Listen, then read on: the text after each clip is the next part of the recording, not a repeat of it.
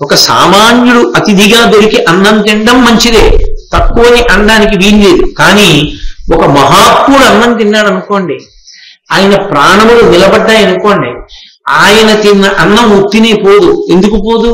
ఆయన ఆ అన్నంతో నిలబెట్టుకున్నటువంటి ప్రాణశక్తిని భగవత్ సంబంధమైన విషయం గురించి ధ్యానం చేయడానికి ఉపయోగిస్తాడు. ఆయన తిన్న అన్నంలో ఉన్న శక్తిని 10 మందికి మంచి మాట చెప్పడానికి ఉపయోగిస్తాడు. కొంతమంది జీవితాలు మారడానికి ఆ మాట కారణమైతే, ఆ మాట కంఠంలోంచి పెగలడానికి ఆయన తిన్న అన్నంలోని శక్తి కారణమైంది.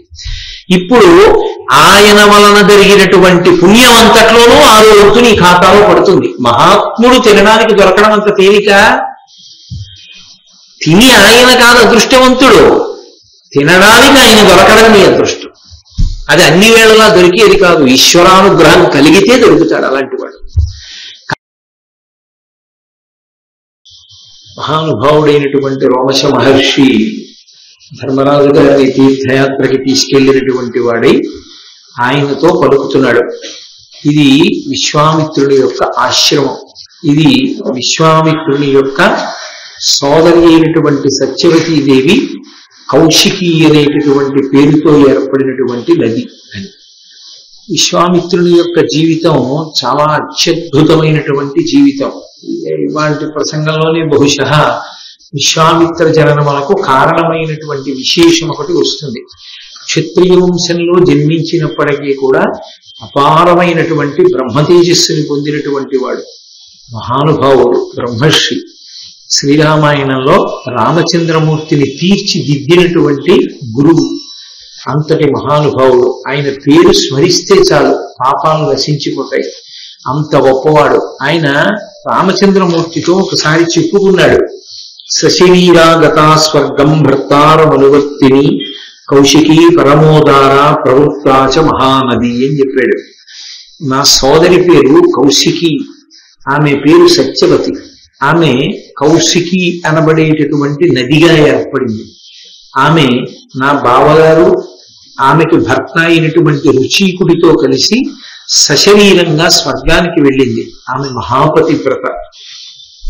దివ్యా పుణ్యోదక రమ్యా హిమవంతముపాశ్రిత లోకస్య హితకామార్థం ప్రవృత్తా భగినీ మమ. ఆమె దివ్యమైనటువంటి పుణ్యమైనటువంటి ఉదకములు కలిగినటువంటి నదీస్వరూపాన్ని కూడా పొందింది. ఆమె హిమవంతముపాశ్రిత, హిమవత్ పర్వతమును ఆశ్రయించి ప్రవహిస్తూ ఉంటుంది. లోకస్య హితకామార్థం ప్రవృత్తా భగినీ మమ.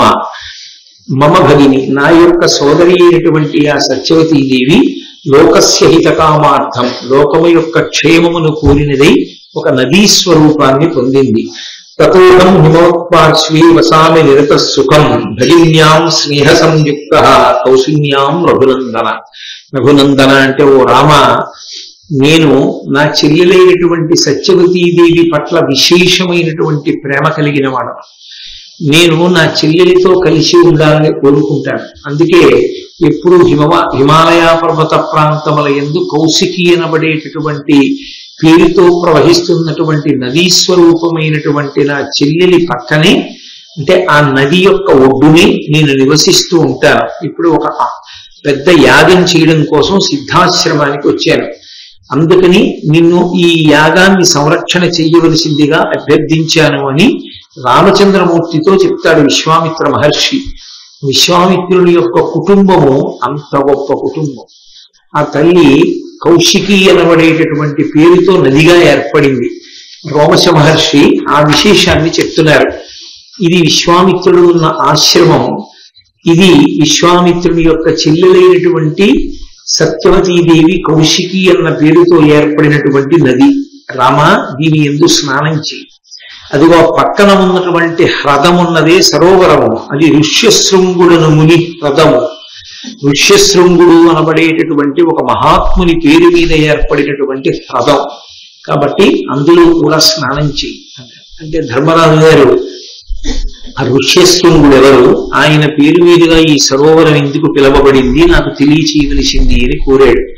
ఎక్కడైనా ఆ జిజ్ఞాస కలిగిన వారికి మాత్రమే గురువు చెప్పాలి తప్ప ఆ జిజ్ఞాస లేని వారికి చెప్పకూడదు. అందుకే శిష్యుడు తనంత తానుగా ప్రయత్నపూర్వకంగా అడిగేటటువంటి ఉత్సాహం ఉన్నవాడో లేడో చూసి అలా అడిగేవాడైతేనే వివరంగా చెప్తారు, లేకపోతే సంక్షిప్తంగా చెప్పి అక్కడతో ముగిస్తారు.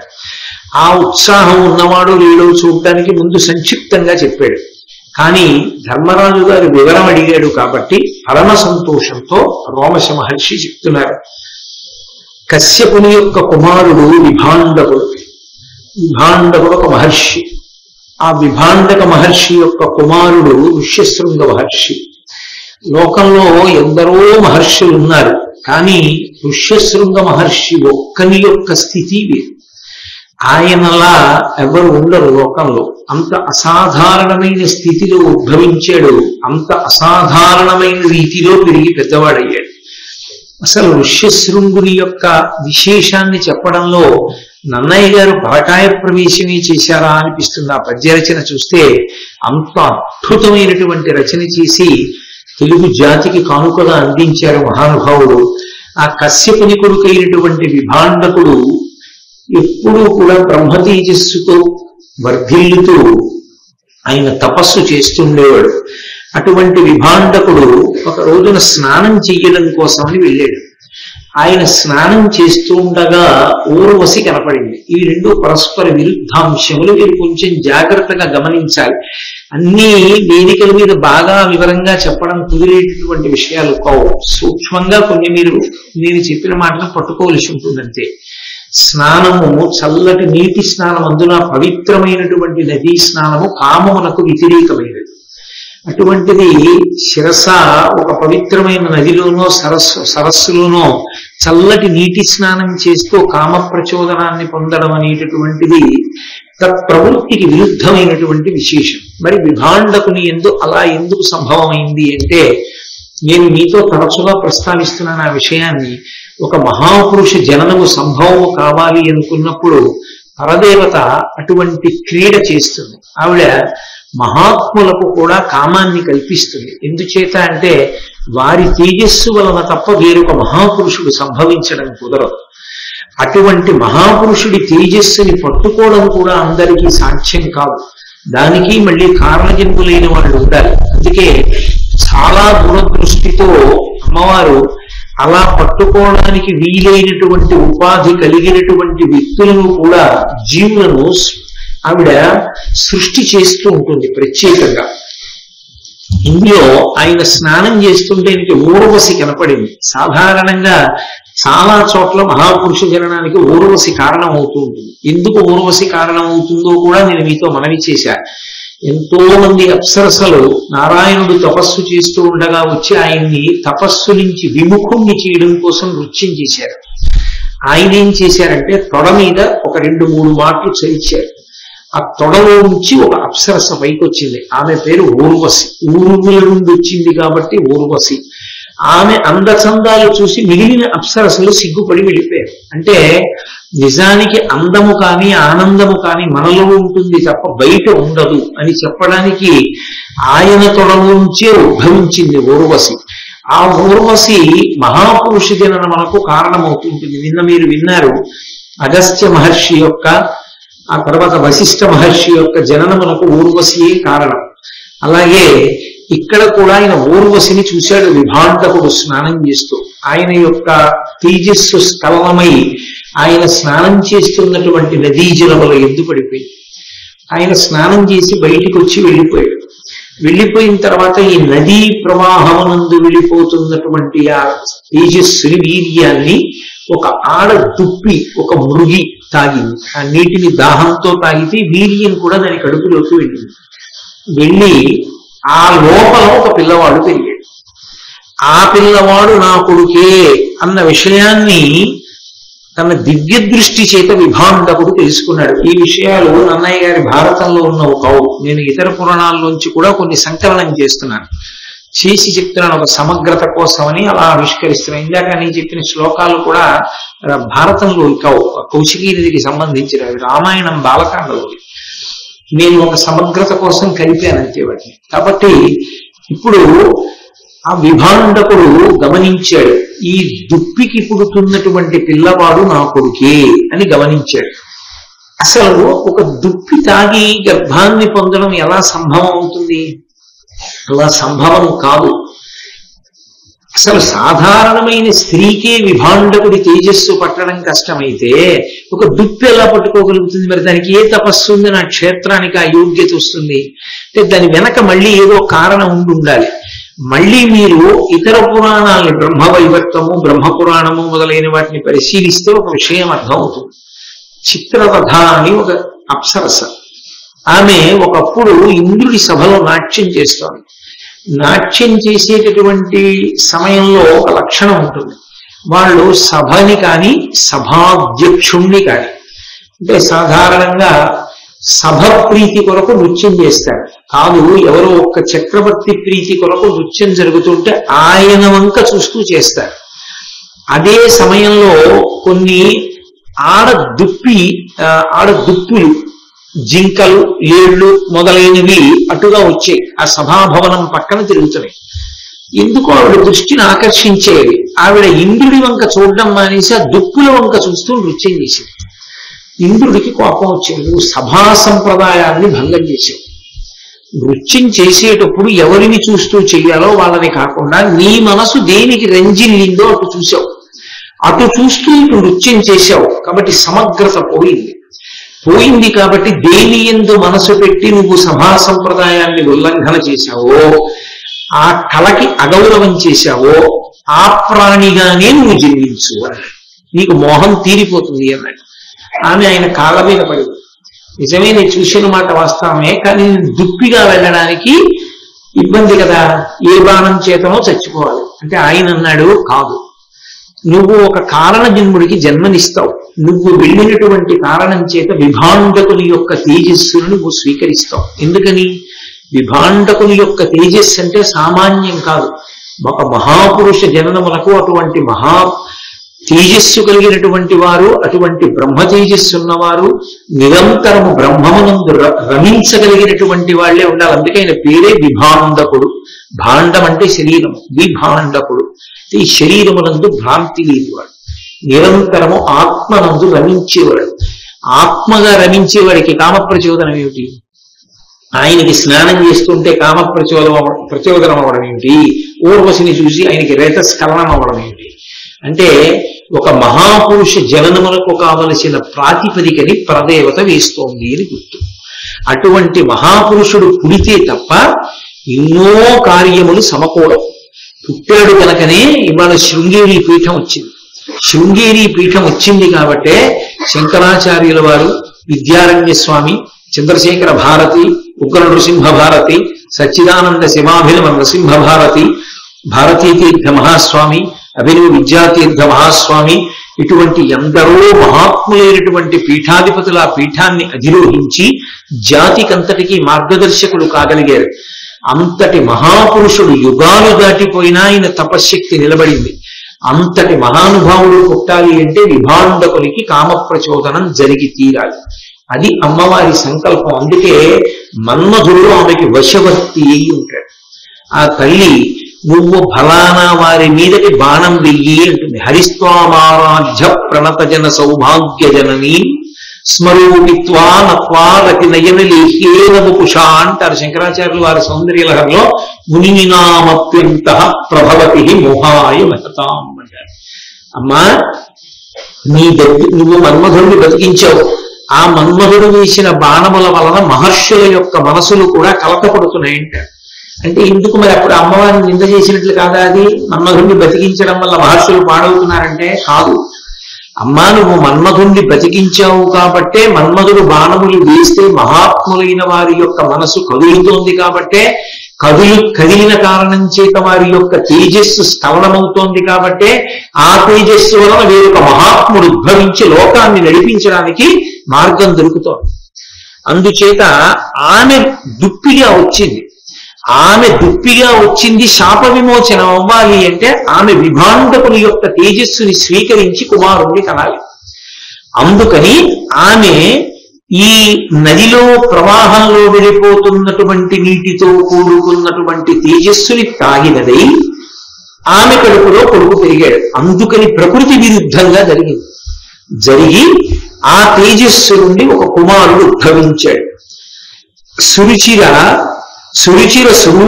స్వరూప గుణ సుందరి ఊర్వశీను లతాంగి తద్దర్శన గోచర యముడు నపుడు రేతస్కలనంబం మునికి నయ్యే కామకృతమునం. అంతటి మహానుభావుడికి స్ఖలనమైనటువంటి రేతస్సు దుప్పిలోనికి చేరి వీరొక మహాత్ముడు ఉద్భవించాడు. ఆయన పేరు ఋష్యశృంగుడు అని పెట్టారు. ఆయనకి అమ్మ పోలిక ఉంది, నాన్న పోలిక ఉంది. నాన్నలా మహాతేజోమూర్తి, అమ్మ పోలిక ఆయనకు ఒక కొమ్ము ఉంది, అది నొసటన ఇక్కడ ఉండేది ఆ కొమ్ము. ఆయన దుప్పిలా ఒక కొమ్ముతో పుట్టాడు. విభాండకుడు దివ్య దృష్టి చేత గమనించాడు, వాడు నా కుమారుడే, మహాతేజోమూర్తి, కారణజన్ముడై జన్మించాడు అని తెలుసుకున్నాడు. ఆయన్ని తీసుకొచ్చి పెంచడం మొదలుపెట్టాడు. ఎక్కడ? ఒక ఘోరారణ్యంలో ఆయన ఆశ్రమం ఉంది. దర్భలు తేవడానికి కానీ పళ్ళు తేవడానికి కానీ ఎప్పుడూ ఋష్యశృంగుడు వెళ్ళేవాడు కాదు. ఋష్యశృంగుడి యొక్క జీవితం ఏమిటి అంటే వైదిక కర్మ కాలము ఈ రెండే. సూర్యోదయం ఇంకా అవబోతోంది, లేచి సంధ్యావందనాలు జపం మొదలైనవి. ఆ కాలమునందు చెయ్యవలసినటువంటి అగ్నికార్యం, కూర్చుని వేదం చదువుకోవడం. అతని తండ్రి తప్ప వేరొక ప్రాణి అతనికి తెలియదు. ప్రత్యేకించి మనుష్యులన్న వాళ్ళు ఆయనకి తెలియదు. ఆయనకి ఈ లోకంలో ఆడవాళ్ళు ఉంటారని మగవాళ్ళు ఉంటారని ఆయనకి తెలియదు. ఎందుకని అంటే ఆయన తల్లి ప్రేమ తెలియదు. ఆయన కనీసం తల్లి దగ్గర పెరిగిన వాడు కాదు, అంతటి కారణజన్ముడు. ఒక దుప్పికి జన్మించాడు. ఆ దుప్పి మహాత్ముణ్ణి కనగానే శాప విమోచనమని ఇంద్రుడు అన్నాడు కనుక ఋష్యశృంగుడు పుట్టగానే ఆమె దేవలోకానికి వెళ్ళిపోయింది. తండ్రి తీసుకొచ్చాడు, పెంచాడు. ఆయనకి తెలిసున్నది వేదనాదం, ఆయనకి తెలిసున్నది అగ్నికార్యం, ఆయనకి తెలిసున్నది వేద పఠనం, ఆయనకి తెలిసున్నది దేవతార్చన, ఆయనకి తెలిసున్నది తండ్రి ఒక్కడే. అంతే. అలాగే పెరిగి పెద్దవాడు అయిపోయాడు. యుక్త వయస్సులోకి వచ్చేసాడంటే బహుశా అసలు లోకం గురించి తెలియకుండా ఒక్క భగవంతుడు, తండ్రి, వేదం తప్ప వేరొకటి తెలియకుండా పెరిగినటువంటి మహాత్ముడు ఋష్యశృంగుడు. ఒక పక్క ఋష్యశృంగుని యొక్క జీవితం అలా ఉంటే ఆ పక్కనే ఉన్నటువంటి అంగరాజ్యమునందు క్షామము సంభవించింది. క్షామం అంటే వర్షాలు పడకపోవడం.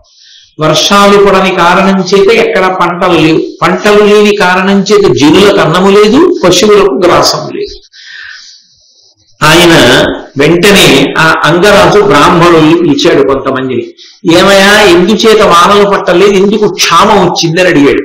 వాళ్ళన్నారు, కడు దప్పితుడని నిన్ను విడిచిరి బ్రాహ్మణులు, వాడు విడిచుగా అమరులు విడిచిరి, దానన వర్షము దరసే భవద్దేశమునకు ధరణీనాథ. నువ్వు అహంకారంతో బ్రాహ్మణుల్ని అధిక్షేపించావు. వాళ్ళు వెళ్ళిపోయారు నీ సామ్రాజ్యంలో నుంచి. ఏదో కొద్దిమంది మిగిలిన వాళ్ళు ఎవ్వరు లేరు, వెళ్ళిపోయారు. బ్రాహ్మణులు వెళ్ళిపోతే దేవతలు కూడా వెళ్ళిపోయారు. ఎందుకు వెళ్ళిపోతారు? వాళ్ళు ఎప్పుడు వేదమంత్రాలు చదువుతూ అగ్నికార్యం చేస్తూ దేవతార్చన చేస్తూ ఉండేటటువంటి వారు. అటువంటి వారందరూ వెళ్ళిపోయారు. అటువంటి వాళ్ళు వెళ్ళిపోయిన తర్వాత ఈ రాజ్యంలో మేమెందుకు? అందుకని దేవతలు కూడా వెళ్ళిపోయారు. దేవతలు కూడా వెళ్ళిపోయారు కాబట్టి దేవతలు ప్రీతి చెందని రాజ్యంలో సంతోషం ఎలా ఉంటుంది? ఉండదు. అందుకని సమస్త సంతోషములకు కారణము వర్షం. ఆ వర్షం ఉంటే కదు దాహం తీరడం, వర్షం ఉంటే కదు నీరు ప్రవహించడం, నీరు ప్రవహిస్తే కదు సంధ్యావందనం ధర్మం నిలబడడం. అందుకని ఎవరికీ సంతోషం లేదు, వానలు పట్టలేదు. ఇది ప్రధానమైన కారణం. మరి ఎలా వర్షం పడుతుంది? నా వలన దోషం జరిగింది, నేను క్షంతవ్యుడను, నా తప్పు తెలుసుకున్నాను, మీరు నాకు మార్గం చెప్పండి. ఇప్పుడు ఇంకా బ్రాహ్మణుల్ని తీసుకొచ్చి వాళ్ళు తృప్తి పొంది వాళ్ళు యజ్ఞయాగాది క్రతువులు చేసిన తరువాత వాళ్ళు చేసిన క్రతువుల వలన ప్రీతి చెందినటువంటి దేవతలు వర్షం కురిపిస్తే ఆ వర్షధారణ చేత నదులు బాగా నిండి ప్రవహిస్తే అప్పుడు ఆ ప్రవాహములలో ఉన్నటువంటి జలాన్ని మనుష్యులు తాగి పంటలు పండి పంటలు తిని ఆ తర్వాత గ్రాసాన్ని పశువులు తిని ఇవన్నీ వర్ధిల్లేటటువంటి అవకాశం లేదు. ఉత్తర క్షణం వానబడాలి. నా తప్పు తెలుసుకుని క్షమాపణ అడుగుతున్నాను, కానీ దీనికి ఒక మార్గం చెప్పండి, ఎలా పడుతుంది వర్షం అని అడిగాడు.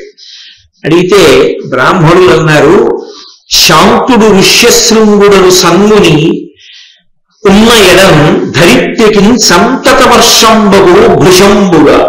అట్టి వరంబు తొల్లి వృత్రాంతపు చే దయంబడసె అమ్ముని కావున ఋష్యశృంగు వేదాంతు సువేది రాబనుకు అంగమహేశ్వరా నీదు నేర్పునను. వెంటనే వర్షం పడాలి అంటే పరమ ధార్మికుడు పరమ వేదాంతి అయినటువంటి వాడు భగవంతుని యందు నిరంతరము మనసు రమించేటటువంటి ఒక యోగి పురుషుడు ఈ రాజ్యంలో కాలు పెట్టాలి. ఈ రాజ్యానికి ఆయన వస్తే అంతటి మహాత్ముడు వచ్చాడు కనుక వర్షాలు పడతాయి. అంటే ఇంత తప్పు చేసిన చోటుని కూడా దిద్దగలిగినది ఏది అంటే మహాత్ముల యొక్క పాదధూళి, మహాత్ముల యొక్క పాద స్పర్శ అంత గొప్పది. కాబట్టి ఒక్కొక్క ఇల్లు ఒక్కొక్క వంశం విశేషంగా వర్ధిల్లుతుంటుంది.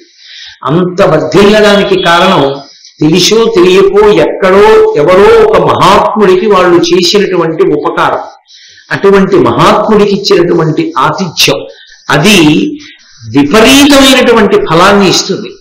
ఇప్పుడు నీళ్లు పొయ్యడం అన్నది పొయ్యొచ్చు, వర్షం పడడం అన్నది పడచ్చు.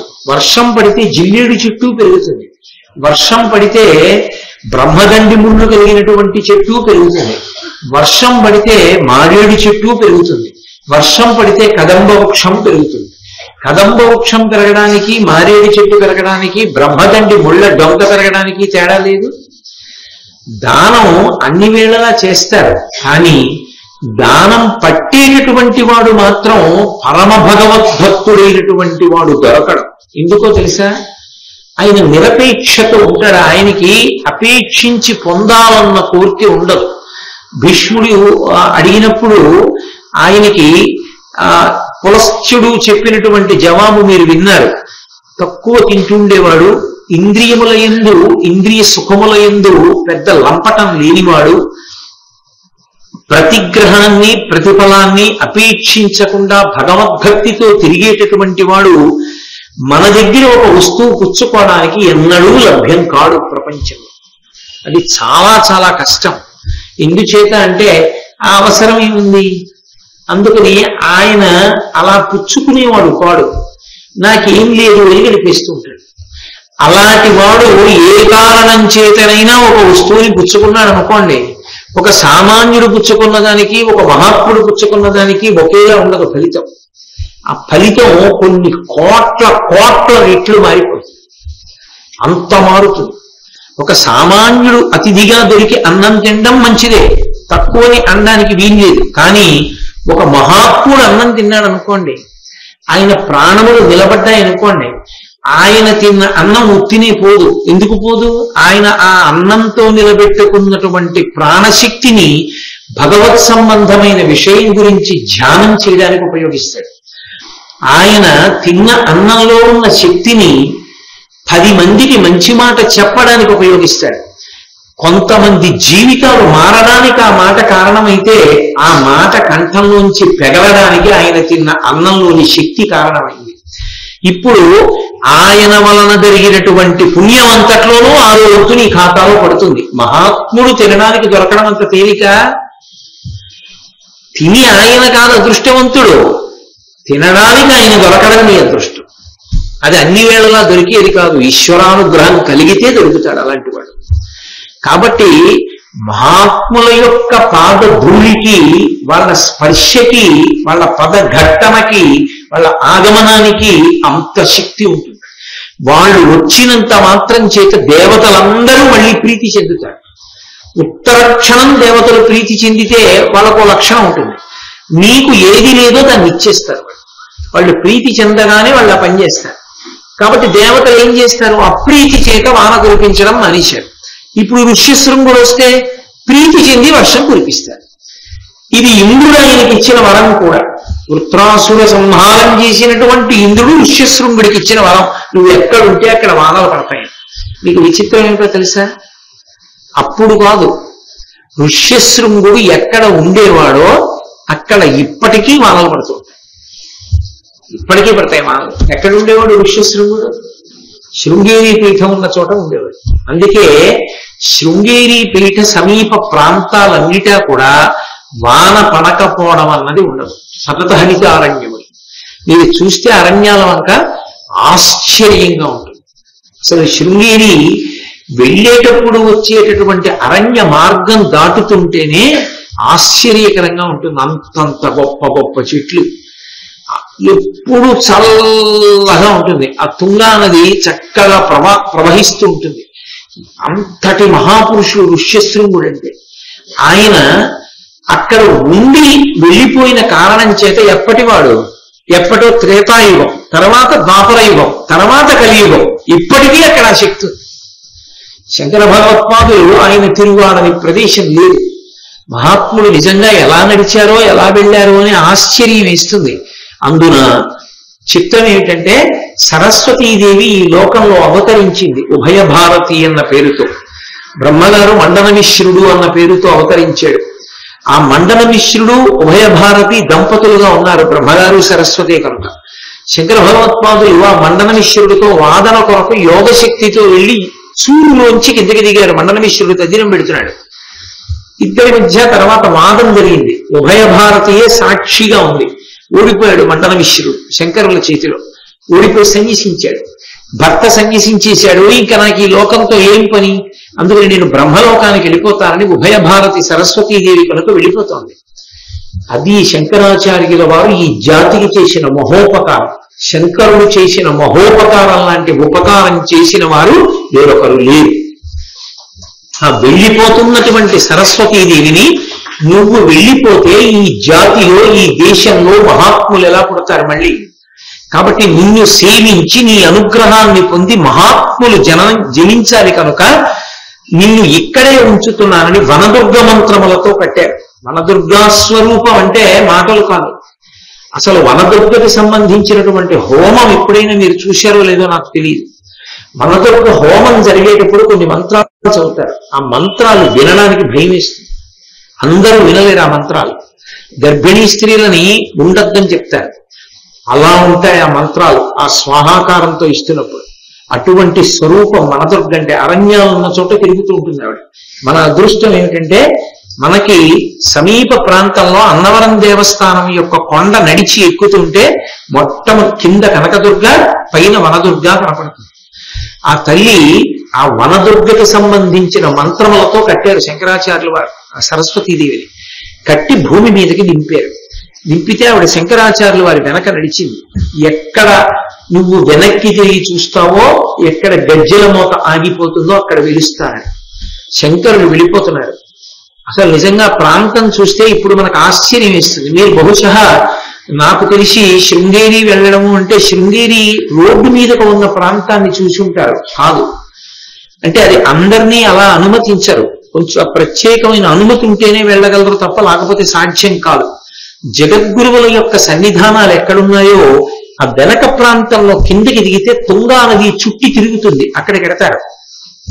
అక్కడ నిశ్శబ్దంగా కూర్చుంటే అపురూపమైనటువంటి పళ్ళు కొన్ని కొన్ని పండిపోయి చెట్ల నుంచి తమంత తాము రాలుతూ ఉంటాయి. అక్కడ కొన్ని కొన్ని ఆవాసములు ఉంటాయి. అందులో తపస్సు చేసుకునే వాళ్ళు, ఎప్పుడూ భగవద్భక్తితో ఉండేవాళ్ళు ఉంటారు. ఇప్పటికీ అక్కడికి జింకలు, దుప్పులు, చెవుల పిల్లులు అవన్నీ వచ్చి ఆడుకుని వెళ్ళిపోతుంటాయి. శృంగేరిలో పాముని కూడా కొట్టరు, స్వేచ్ఛగా తిరుగుతుంటాయి పాములు. అక్కడికి వచ్చి ఆడుకుని వెళ్ళిపోతుంటాయి జింకలు వీని. అట్లాంటి చోట ఆ శృంగేరి ప్రాంతంలో ఆ జగద్గురువుల యొక్క అధిష్టానం అవి ఎక్కడున్నాయో ఆ ప్రాంతాల వెనక్కి వెడితే అసలు ప్రకృతి శోభ అంటే ఏమిటో, ఆ అందం ఏమిటో చూడాలి. అలాంటి ప్రాంతంలో చీకటి పడ్డాక కాదు, ఇక్కడ ఎవ్వరూ లేకపోతే అని ఆలోచిస్తే పగటిపూట ఒక్కడూ నడవడం కష్టం. జగద్గురువులు అభిషేకం చేసేటటువంటి ప్రదేశం దగ్గర నుంచి ఆ ప్రత్యేకంగా అద్వైతం మీద పరిశోధన చేసేటటువంటి కేంద్రం వెనక నుంచి నడిస్తే వేద పాఠశాలలోంచి అరణ్యంలోంచి కాలభైరవుడి గుడికి దారి ఉంది. ఆ దారిలో నడిచి వెడుతూ ఉంటే అసలు ఒక్కడూ ఏ చీకటి పడ్డాకో ఇలా వెళ్ళగలడా అనిపిస్తుంది. అలాంటిది మహానుభావుడు శంకరాచార్యుల వారు ఆ రోజుల్లో 4 శిష్యులతో ఎలా వెళ్ళారో తెలియదు. వెడుతుంటే కప్పకి పాము పడగబట్టి కనపడింది సేద తీరుస్తూ. ఇది సృష్టి విరుద్ధం. కప్ప డస్సిపోతే పాము పడగలా పట్టింది, నీడనెందుకు ఇచ్చిందని అంతర్ముఖులై ఆలోచించారు. అది ఋష్యశృంగుడు తపస్సు చేసిన ప్రదేశం. ఇక్కడ ఋష్యశృంగుడు ఉన్నాడు. కాబట్టి ఇక్కడ వానలకి ఏమాత్రం లోటు ఉండదు. ఇక్కడ శారదాదేవిని ప్రతిష్ఠ చేస్తారు. ఎందుచేత అంటే వచ్చేటటువంటి పీఠాధిపతులందరూ గొప్ప తపశ్చక్రవర్తులవుతారని. భారతదేశం మొత్తానికి సార్వభౌమ పీఠము శృంగగిరి పీఠం. ఏ రెండు పీఠాల మధ్యనైనా ఏదైనా విషయంలో అభిప్రాయ భేదాలు వస్తే ఎవరు దాని మీద తీర్మానం చేసి చెప్పగలరు అంటే ఒక్క శృంగగిరి పీఠాధిపతులదే అధికారం. శంకరులు స్థాపించినటువంటి పీఠాలలో ఏ పీఠానికైనా ఇంకొక పీఠంతో ఏ విషయం మీదైనా వాదన వస్తే దాన్ని ఇది సత్యము అని చెప్పే అధికారం శృంగగిరి పీఠాధిపతులది. అంటే అందుకే వారి శారదా నవరాత్రుల్లో ఆ రత్నాలతో కూడుకున్నటువంటి కంబళి ధరిస్తారు. ధరించి అపర శారదా స్వరూపమై నడయాడుతారు. అంతటి తపశ్శక్తి సంపన్నులైతే తప్ప పీఠాన్ని అధిరోహించి కూర్చోవడం కుదరదు. శారద పలుకుతుంటుంది వాళ్ళకి, వాళ్లే నడిచే శారదా స్వరూపమై ఉంటారు. అటువంటి శారదా స్వరూపాన్ని ప్రతిష్ఠ చేశారు అక్కడ. దీంట్లో ఇప్పుడు ఉన్నటువంటి మూర్తి కాదు, చందనదారునందు ప్రతిష్ఠించారు శంకరాచార్యులు. ఇప్పటికీ మీరు విద్యాశంకర దేవాలయంలోకి వెళ్ళి తేరిపారి చూస్తే ఒక మూల కూర్చుని ఉంటుంది, ఎవరో ముత్తైదువు కూర్చున్నట్టు ఉంటుంది. అది శంకరాచార్యులు వారు ప్రతిష్ఠించిన మూర్తి. తర్వాత కాలంలో మహాపురుషుడు అపర శంకరాచార్యుల వారు, విద్యారణ్యుల వారు వచ్చి ఆ చందన ప్రతిమలో ఉన్నటువంటి అమ్మవారి శక్తిని ఆకర్షించి స్వర్ణమూర్తిలో ప్రవేశపెట్టి ఇప్పుడు ఉన్నటువంటి శారదని ప్రతిష్ఠించారు. అటువంటి తేజోమూర్తులైన మహాపురుషులు ఉన్నటువంటి ప్రదేశం శృంగేరి అంటే ఋష్యశృంగుడి శక్తి ఏమిటో మీరు ఆలోచించవచ్చు. 2 యుగాల క్రితం ఆయన అక్కడ తపస్సు చేస్తే ఇప్పటికీ ఆ తపశ్శక్తి యొక్క సంపన్నత అక్కడ అలా పరిఢవిల్లుతుంది. అంత గొప్పవాడు ఋష్యశృంగుడు అంటే. ఆయన పేరు చెప్పుకుంటే చాలు పాపాలు పోతాయి. అటువంటి మహానుభావుడు ఆయన గాని వచ్చాడా దేవతలు ప్రీతి చెంది వానబడుతుంది. ఇప్పటి వరకు అప్రీతి చెందిన దేవతలు, నువ్వు ఏ బ్రాహ్మణుల్ని అవమానిస్తే దేవతలు వెళ్ళిపోయారో వాళ్ళందరూ తిరిగి వస్తారు, సంతోషిస్తారు. ఒక్క ఋష్యశృంగుడు వస్తే చాలు, ఆయన్ని పిలిపించు. ఎలా ఆయన్ని పిలిపించడం? ఆయనకు అసలు మనుష్యులు తెలియరు కనుక ఆయన దగ్గరికి వెళ్ళి నిలబడడం కష్టం. దుర్నిరీక్షుడు. ఆయన అనుమానంతో ఏమైనా చూస్తే చాలు దగ్ధమైపోతాడు అవతలవాడు. ఆయన ముందు నిలబడడం ఎవరికి సాధ్యం కాదు. రాశీభూతమైనటువంటి తపస్సు ఋష్యశృంగుడంటే. అంతటి మహిమాన్వితుడు. ఆయన ఎప్పుడు అగ్నికార్యం చేసుకుంటూ ఉంటాడు వేళ తప్పకుండా. తండ్రి విభాండకుడు కొన్ని సమయాల్లో అరణ్యంలోకి వెడతాడు పళ్ళు తేవడానికి. ఆయన ఎప్పుడూ పర్ణశాలలోనే ఉంటాడు ఋష్యశృంగుడు. ఎవరు వెళ్ళలేరు, చాలా కష్టం. కాబట్టి నీదు నేర్పునన్ అన్నారు బ్రాహ్మణులు. నీ నేర్పరితనంతో ఎలా ఆలోచిస్తావో ఆలోచించి తీసుకురా. అది రోమపాదుని యొక్క గొప్పతనం. అంగరాజ్యాధిపతి అయినటువంటి రోమపాదుడు ఈశ్వరుని యొక్క సృష్టి రహస్యాన్ని దృష్టిలో పెట్టుకుని వేశ్యల్ని పిలిచాడు.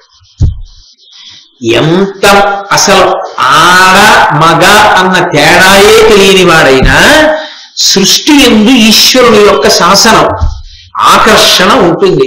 భిన్నలింగముల యందు స్త్రీకి పురుషుని యందు, పురుషునికి స్త్రీ యందు ఆ అనురక్తి ఆకర్షణ లేకపోతే ప్రహృష్టత కలగదు, సంతోషం ఉండదు. సంతోషం లేకపోతే పుట్టే బిడ్డల యందు తేజస్సు ఉండదు. అందుకని అర్ధనారీశ్వర స్వరూపంగా శివుడు సృజించాడు స్త్రీ పురుషులుగా. కాబట్టి ఎంత ఋష్యశృంగుడైనా ఆకర్షింపబడతాడు. అలా ఆకర్షించడంలో మెళకువగలిగిన వాళ్ళు ఒక్క వేశ్యలే. కాబట్టి బహుజాగరూకత కలిగినటువంటి వేశ్యలని ఒక వృద్ధ వేశ్యనిచ్చి పంపు. ఆమె వీళ్ళని జాగ్రత్తగా ఎలా ప్రవర్తించాలో చెప్తుంది. అంటే అగ్నిహోత్రంతో చెలగాటం. అయ్యే మాటలు కాదు, ఋష్యశృంగుడిని తీసుకురావడంతే. వాళ్ళు నదిలో ఒక పడవని ఆశ్రమంలాగా నిర్మాణం చేసి ఆ పడవలో వెళ్ళి ఎక్కడ ఋష్యశృంగుని ఆశ్రమం కొంత దూరంలో ఉందో అక్కడ దిగి బహుజాగ్రత్తగా కనిపెట్టి ఉన్నారు. విభాండకుడు ఆశ్రమంలోంచి బయటికి వెళ్ళిపోయే వరకు. విభాండకుడి కంట పట్టారనుకోండి, ఇంకేమైనా ఉందా?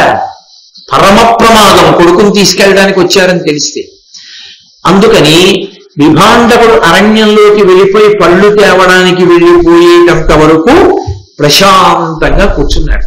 కూర్చుని ఆ ఋష్యశృంగుడి కొరకు పంపాడు కదా, ఆ వేశ్యల్లో ఒక ఆమె మునికుమారుడు ఎలా ఉంటాడో అలా అలంకారం చేసుకుని వచ్చింది. ఎందుకని? కేవల స్త్రీగా వచ్చిందనుకోండి, ఆయన అయోమయాన్ని పొందుతాడు. అసలు ఏమిటి ఇలా ఉంది సృష్టిలో, ఇదేమిటని ఆవిడ్ని అడుగుతాడు. ఎందుకు ఇలా ఉన్నావు నువ్వు అని అడుగుతాడు. అప్పుడు చెప్పడం ఆకర్షించడం కష్టం అవుతుంది. అందుకని మునికుమారుడి వేషమే వేసి ఆమె వెళ్ళింది. ఆయనకేం తెలుసు, ఆయనకేం తెలియదు. అలా ఉందేంటి అనుకున్నాడు.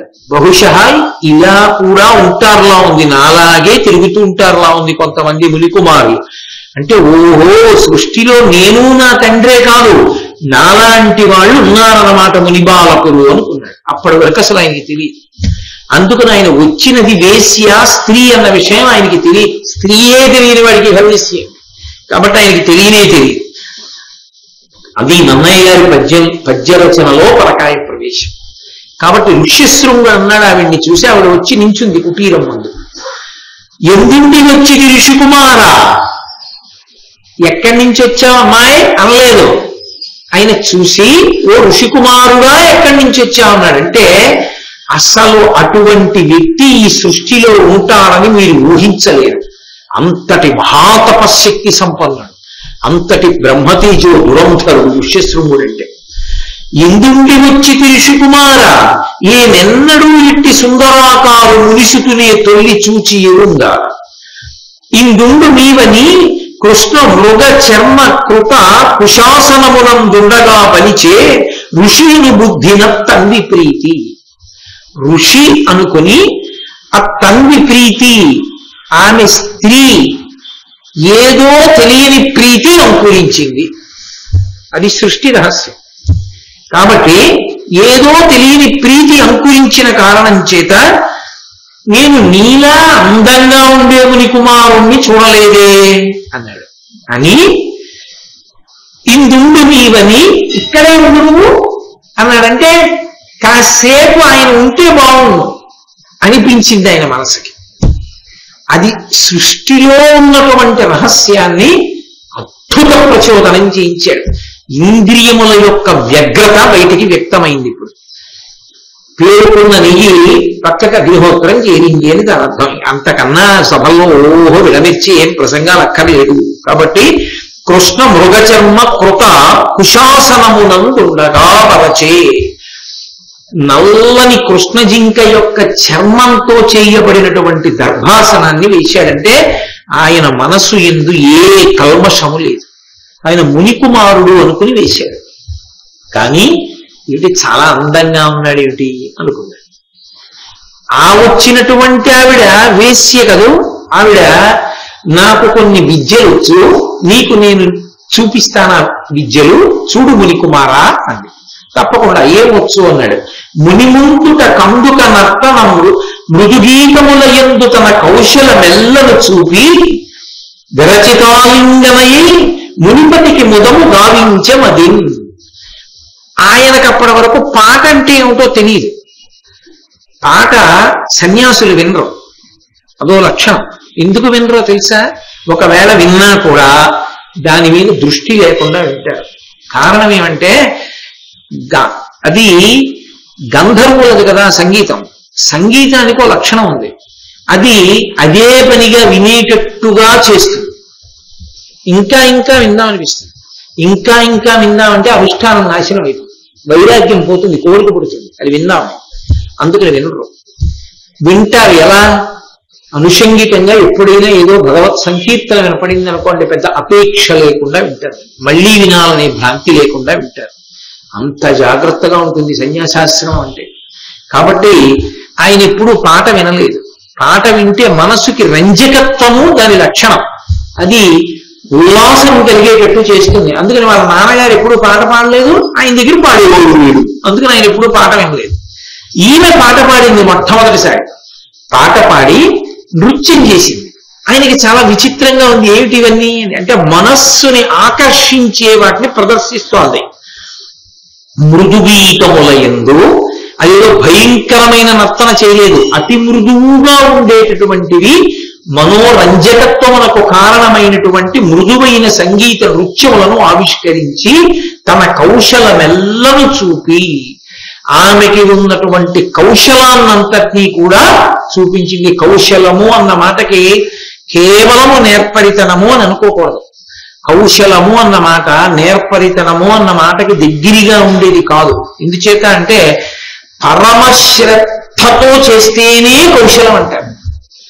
అంటే కౌశలం ఎప్పుడు నేర్పుతారంటే గురువు దర్భ కోసేటప్పుడు నేర్పుతాడు. దర్భలు కోసేటప్పుడు పీకకూడదు. కొమ్మ విరిచారనుకోండి మళ్ళీ కొమ్మ పుడుతుంది. అందుకే శాఖాభంజనము దోషం కాదు, చెట్టుని మొదలంట పెరకడం దోషం.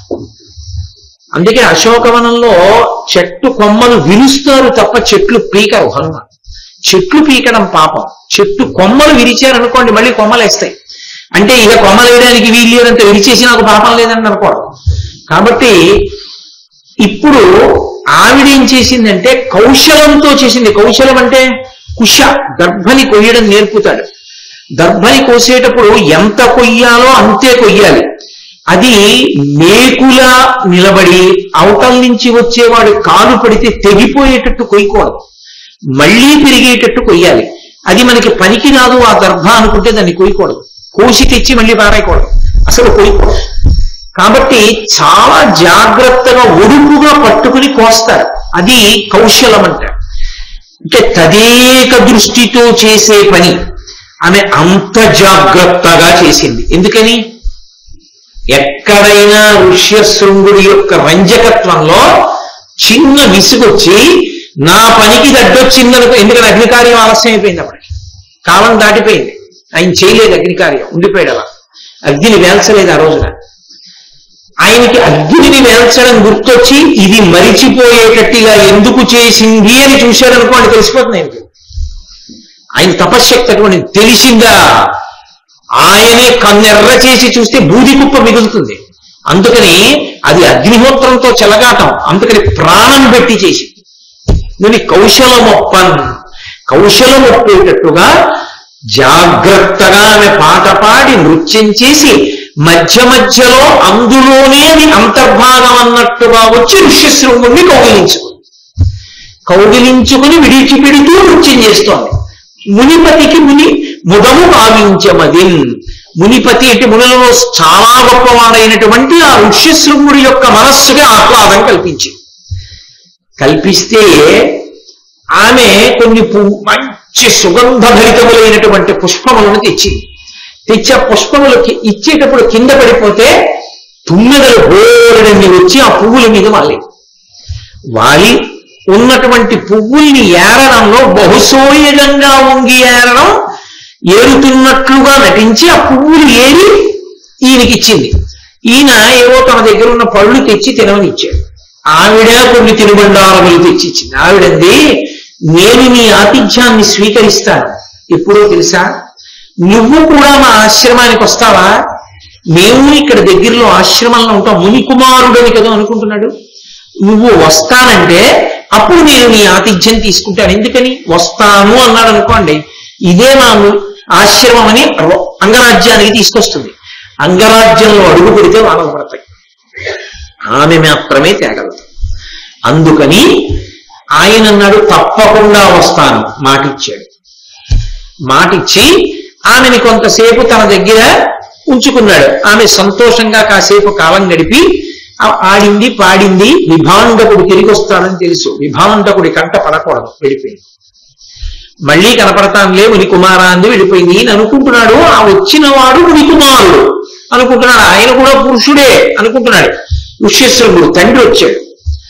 తండ్రి వచ్చి ఆయన అన్నాడు, ఒరే ఏమిరా, ఈ పాటికి నువ్వు అగ్నికార్యం చెయ్యాలిగా, సమిధాదానం చెయ్యాలిగా, సమిధలు వెయ్యాలిగా, అసలు అగ్నిని వేల్చలేదే, ఇవాళ రగల్చలేదే, కాలం దాటిపోయిందే, ఇలా ఎప్పుడు చెయ్యవే, ఏం చేస్తూ ఉండిపోయావు? ఈ పువ్వులు ఏమిట్రా, ఇంత సుగంధభరితమైన పుష్పములు ఎక్కడి నుంచి వచ్చాయి, ఈ వంటకాలు ఎక్కడివి, పళ్ళు ఎక్కడివి, ఇవన్నీ ఎక్కడమని అడిగాడు. శుద్ధమైన హృదయం ఉన్నవాడు ఋష్యశృంగుడు. ఆయనకేమి ఆ స్త్రీ పురుష వివక్ష తెలిసిన్నవాడు కాడు. అందుకని ఆయన అన్నాడు, కాంచనవర్ణుండు కడురూపవంతుడు ఋష్యశృంగుని యొక్క పవిత్రమైన హృదయాన్ని అర్థం చేసుకుంటూ మాత్రమే వినాలి పద్యాన్ని, తప్ప లేకి మనసులతో వినకూడదు.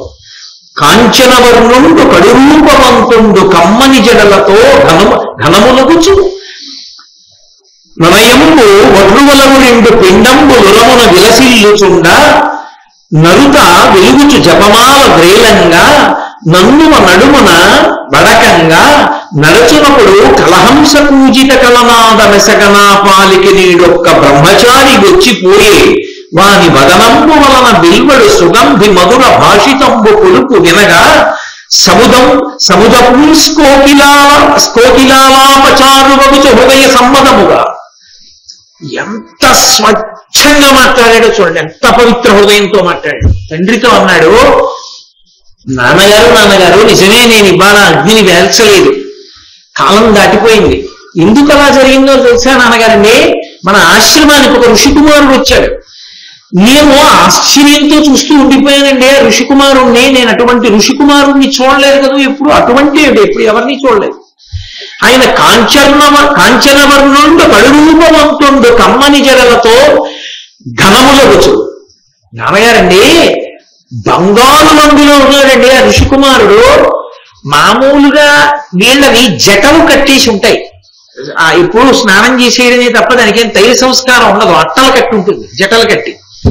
అతంది నాన్నగారు మంచి ఘనంగా ఒత్తుగా కొప్పు వేసుకుని ఉన్నాడండి చక్కగా. అదేమిటో కొప్పు చాలా తమాషాగా ఉంది నాన్నగారు, మనం వేసుకునే కొప్పులా లేదు. అనయంబు వట్రువలకు రెండు పిండంబు లుడమున విలసిల్లుచుండ. ఇంకా ఆశ్చర్యం ఏంటంటే నాన్నగారండి, గుండ్రపు రెండు మాంసపు ముద్దలు గుండెల మీద వేలాడుతున్నాయి నాన్నగారు ఋషికుమారుడికి. నరుత వెలుగులు జపమాల వేలంగా, జపమాల చేత్తో పట్టుకు తిప్పుతున్నాడండి. నన్నువ నడుమును వడకంగా, నడిచేటప్పుడు నడుము ఎంత సన్నగా ఉందంటే ఉడుకుతోందా అన్నట్టుగా ఉన్నాడండి. నడచినప్పుడు కలహంస పూజిత కలనాద మెసగనా పాలికి నేడొక్క బ్రహ్మచారి వచ్చిపోయే. అతను నడుస్తుంటే హంసలు నడుస్తున్నాయా అన్నట్టుగా ఉంది నాన్నగారు, అంత అందంగా నడుస్తున్నాడండి, మనలా నడవట్లేదు. వాని వదనంబు వలన వెల్వడు సుగంధి మధుర భాషితంబు కొలుచు వినగా సముదస్కోకిలాపచారువగుచు హృదయ సమ్మదముగా. ఆయన దగ్గరగా వచ్చి మాట్లాడుతున్నప్పుడు నాన్నగారండి నోట్లోంచి ఏదో మధురమైన వాసన వచ్చిందండి అన్నాడు. తాంబూలం వేసుకున్నది ఆయనకి తెలియదు, బ్రహ్మచారి తాంబూలం తెలియదు, ఏదో మధురమైన వాసన వచ్చింది నాన్నగారండి. ఆయన మాట్లాడుతుంటే పుంస్కోకిల మగకోకిల పాడుతోందా అన్నట్టుగా ఉంది నాన్నగారండోయ్. ఎంత మధురంగా మాట్లాడాడండోయ్, పాట పాడాడని చెప్పడం రాదు, మగకోయిల పాడినట్లుందండి, గండుకోయిల పాడినట్టు అని. బహుశః నన్నయ్య గారి భారత రచనలో ఋష్యశృంగుడిలో పరకాయ ప్రవేశం చేసి పరమ పవిత్రం, అగ్నిహోత్రం ఎంత పవిత్రంగా ఉంటుందో యజ్ఞవేదిలో అంత పవిత్ర హృదయుడైనటువంటి ఋష్యశృంగుడి యొక్క నోటి నుంచి వచ్చిన పద్యాన్ని అంత పవిత్రంగా నువ్వు రచన చెయ్యడం అంటే తెలుగు భాషకి పట్టాభిషేకం చేశారు నన్నయ్య భట్టారకుడు ఈ పద్యంలో. నన్నును కౌగిలించుకుని నా వదనంబునకు నిజాస్యమాసన్నము చేసి యొక్క మృదు శబ్దము చేసే మనోహరంబుగా ఎన్నను వట్టి శబ్దము మునీశ్వరము వినియే నిరుంగా ఎన్నువ బ్రహ్మచారి ముఖమంబురు హంబు సమంబు చూడగన్. నాన్నగారండి ఒక విచిత్రం జరిగింది నాన్నగారండి. నేను ఇలా నిలబడ్డానా నాన్నగారండి, నాకు ఈ పక్కకి నా చెక్కిలి దిక్కిరికి వచ్చాడండి ఆ ఋషికుమారుడు. వచ్చి అతని ముఖం నుంచి ఏదో సువాసన వస్తుందండో, అంటే అంగరాగములు అలగకుంది, మంచి సువాసన వస్తున్న ముఖాన్ని దగ్గరగా తీసుకొచ్చింది. అతని ముఖంలో సువాసన నా నాసాపుటములకు సోకింది. ఏమిటి ఇతని ముక్కులోంచి సువాసన అని నేను అనుకుంటుండగా అతని పెదవులు నా బుగ్గకి చేరినప్పుడు అదేదో శబ్దం వచ్చింది నాన్నగారు. నాకు ఆ శబ్దం ఏమిటో అర్థం కాలేదన్నాడు. ముద్దు పెట్టుకుంది. ముద్దన్న మాటని పద్యంలో వాడలేదు నన్నయ్య గారు. అది ఆయన కవిత్వానికి ఉన్న గొప్పతనం. ఎందుకంటే ఋష్యశృంగుడికి తెలియదు ముద్దు, ఋష్యశృంగుడికి తెలియని ముద్దు నన్నయ్య గారు వాడతారు. కాబట్టి ఋష్యశృంగుడు ఎలా మాట్లాడాడో పరకాయ ప్రవేశం చేశాడు మహానుభావుడు. తెలుగు జాతి సాష్టాంగ పడిపోవాలి. అంత అద్భుతమైన రచన చేశారు పద్యాన్ని. నన్ను కౌగలించుకొని నా వదనంబనకు నిజాస్యం ఆసన్నము చేసి ఒక్క మృదు శబ్దము చేసి మనోహరంబుగా. అది చాలా మృదువుగా ఉందండి ఆ శబ్దం, మనోహరంగా ఉందండో అన్నాడు తప్ప ఆ శబ్దము ముద్దన ఆయన అనలేకపోయాడు. ఎన్నడు వట్టి శబ్దము మునీశ్వరా ముందు ఎరుంగా. అలాంటి శబ్దం నేను ఎప్పుడూ వినలేదు నాన్నగారండి ఇంతకు ముందు అన్నాడు. ఎంత అగ్నిహోత్రం లాంటి మనసు! అసలు ఎక్కడున్నాడటువంటి ఋష్యశృంగుడు తక్క. అయ్యన్నువ బ్రహ్మచారి ముఖమంబురు హంబు సమంబు చూడగన్. నాన్నగారండి ఆ బ్రహ్మచారి ముఖం కాదండి, అదో పద్మం, అలా ఉందండి అని. ఆ ఋషికుమారు కట్టిన చీరలు అతి మృదులములు విచిత్రములు మనోహారము వాని బృహత్తటి భారమునందొక్క కనక పట్టము వెలగన్.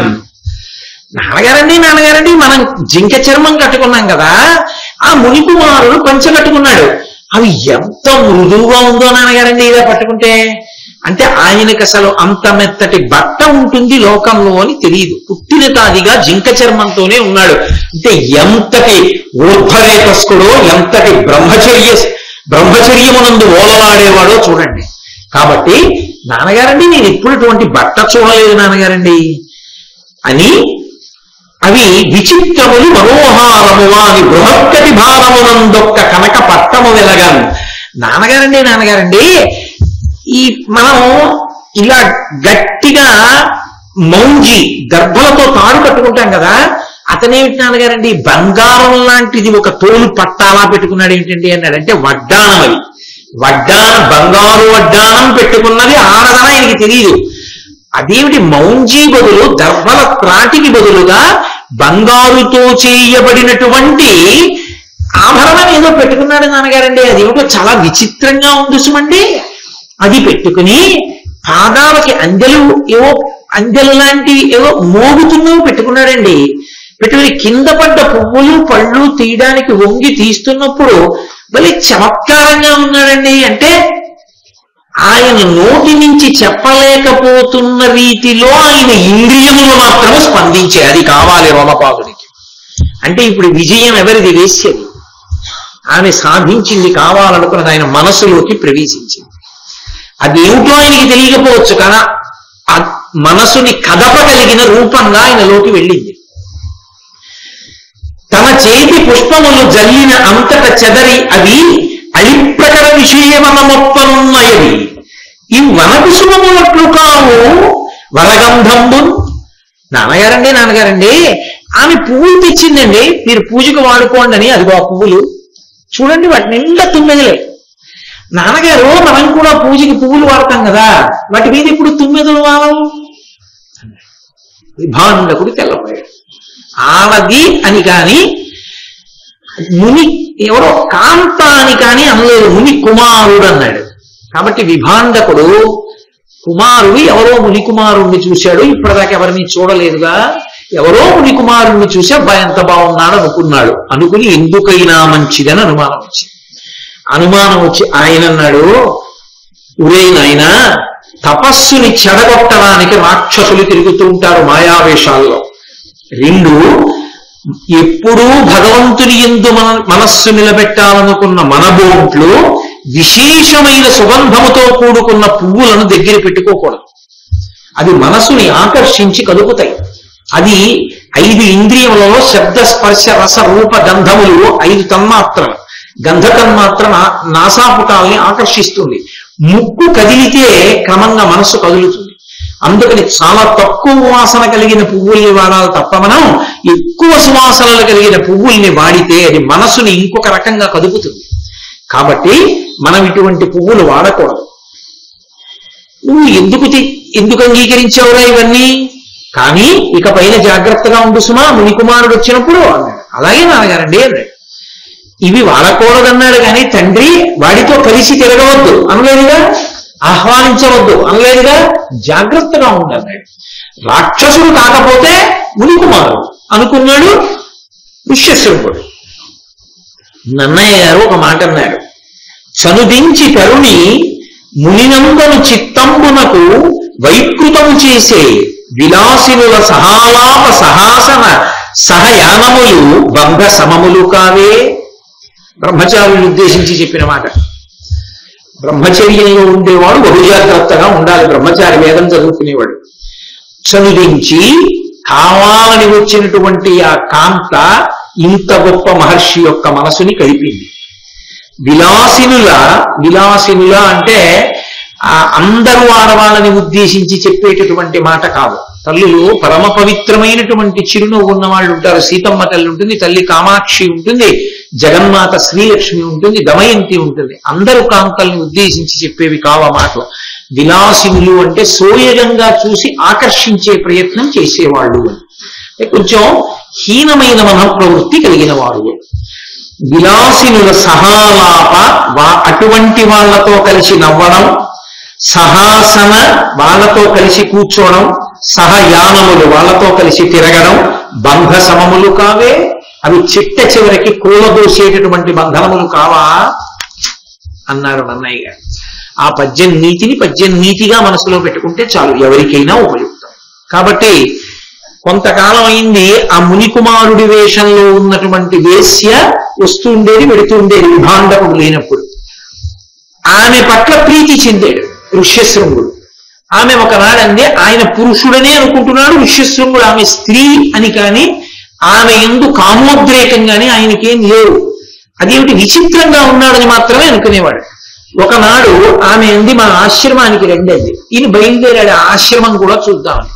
అరణ్య మార్గంలో తీసుకెళ్లి ఆమె రోమపాదుని యొక్క అంగదేశంలోకి తీసుకెళ్ళి, ఎప్పుడైతే ఋష్యశృంగుడు అంగదేశంలో అడుగు పెట్టాడో దేవతలందరూ వచ్చేసారు. వచ్చేసి నల్లని మబ్బులు దొంతర్లుగా వచ్చి బ్రహ్మాండమైనటువంటి వర్షం పడిపోయింది. వర్షం అయితే పడిపోయింది, తీసుకొచ్చినటువంటి ఋష్యశృంగుడిని వెనక్కి తీసుకెళ్లి విడిచిపెట్టడం సామాన్యమా? ఎందుకు తీసుకొచ్చి ఇప్పుడు ఆయన రాజ్యంలోకి వచ్చారంటే చాలా మందిని చూశాడా లేదా? చాలా మందిని, జానపదుల్ని, నరుల్ని, ఇంతమందిని చూశారుగా. జంతువుల్ని, తల్లులు, తండ్రులు, కొడుకులు, కూతుళ్ళు, కోడళ్ళు, అల్లుళ్ళు, మనవలు, మినిమామలు, ఇంతమంది గృహస్థు, ఆశ్రమాలు, బంధనాలు అన్ని చూశారు కదా. మరి ఎలా విభాండకుడికి తెలిస్తే? అంటే నా కొడుకు తపశ్శక్తిని ఇలా వాడుకున్నావా అంటే? అందుకని చాలా తెలివైన వాడు రోమపాదుడు. కొంతకాలం పాటు ఒక ఉద్యానవనంలో గోశాలయం నుంచి తరువాతి కాలమనందు తన అంతఃపురానికి తీసుకెళ్లి తన యొక్క కుమార్తె అయినటువంటి శాంతాదేవినిచ్చి వివాహం చేశాడు. ఎప్పుడో అప్పుడు బ్రహ్మచర్యాన్ని విడిచిపెట్టి గృహస్థాశ్రమంలోకి వెళ్ళవలసిందేగా. అందుకని శాంతాదేవినిచ్చి వివాహం చేశాడు. ఆ శాంతాదేవితో వివాహం చేసుకున్నాడు. ఎంతో సంతోషంగా అక్కడ ఉన్నాడు ఋష్యశృంగుడు. విభాండకుడు ఏమిరా కొడుకు కనపట్టలేదు అని చూశాడు. చూసి ఒక్కసారి దివ్య దృష్టితో చూస్తే ఆయనకి తెలిసింది అక్కడ ఉన్నాడని. ఆయన్ని వెతుక్కుంటూ వెడుతుంటే ఒక చోటికి వెళ్ళి అడిగేసరికి పెద్ద గోసంపద కనపడింది. ఇదంతా ఋష్యశృంగుడిదే, విభాండక మహర్షి నీ కుమారుడిదే అన్నారు. వీడు ప్రయోజకుడు అయ్యాడు. నా గృహస్థాశ్రమంలోకి వెళ్ళాడు, తగిన ఇల్లాలు దొరికింది వీడికి, నాకు ఒక సమస్య తప్పింది, మంచి ఇల్లాలనే పొందాడని వెళ్ళి చాలా సంతోషించాడు. ఆ శాంతాదేవి యొక్క శీలాన్ని చూశాడు. ఇంత మంచి కోడలు రావడం కన్నా కావలసింది ఏముంది? కాబట్టి నా ఆశ్రమం తరించిందని వెళ్ళి తన కొడుకుని కోడల్ని కూడా ఆహ్వానించి ఇద్దరిని వెంట పెట్టుకుని తన ఆశ్రమ ప్రాంగణానికి చేరుకున్నాడు. తర్వాత ఋష్యశృంగునికి కుమారుడు కలిగాడు. ఆ విధంగా ఋష్యశృంగుని యొక్క రాక చేత వానలు పడ్డాయి. అంతటి మహాతపోశక్తి సంపన్నుడైనటువంటి ఋష్యశృంగుడు ధర్మరాజా ఇదిగో ఇక్కడకొచ్చి స్నానం చేసి ఉన్నాడు, అందుకే ఈ సరోవరం ఆయన పేరు మీదుగా వచ్చింది.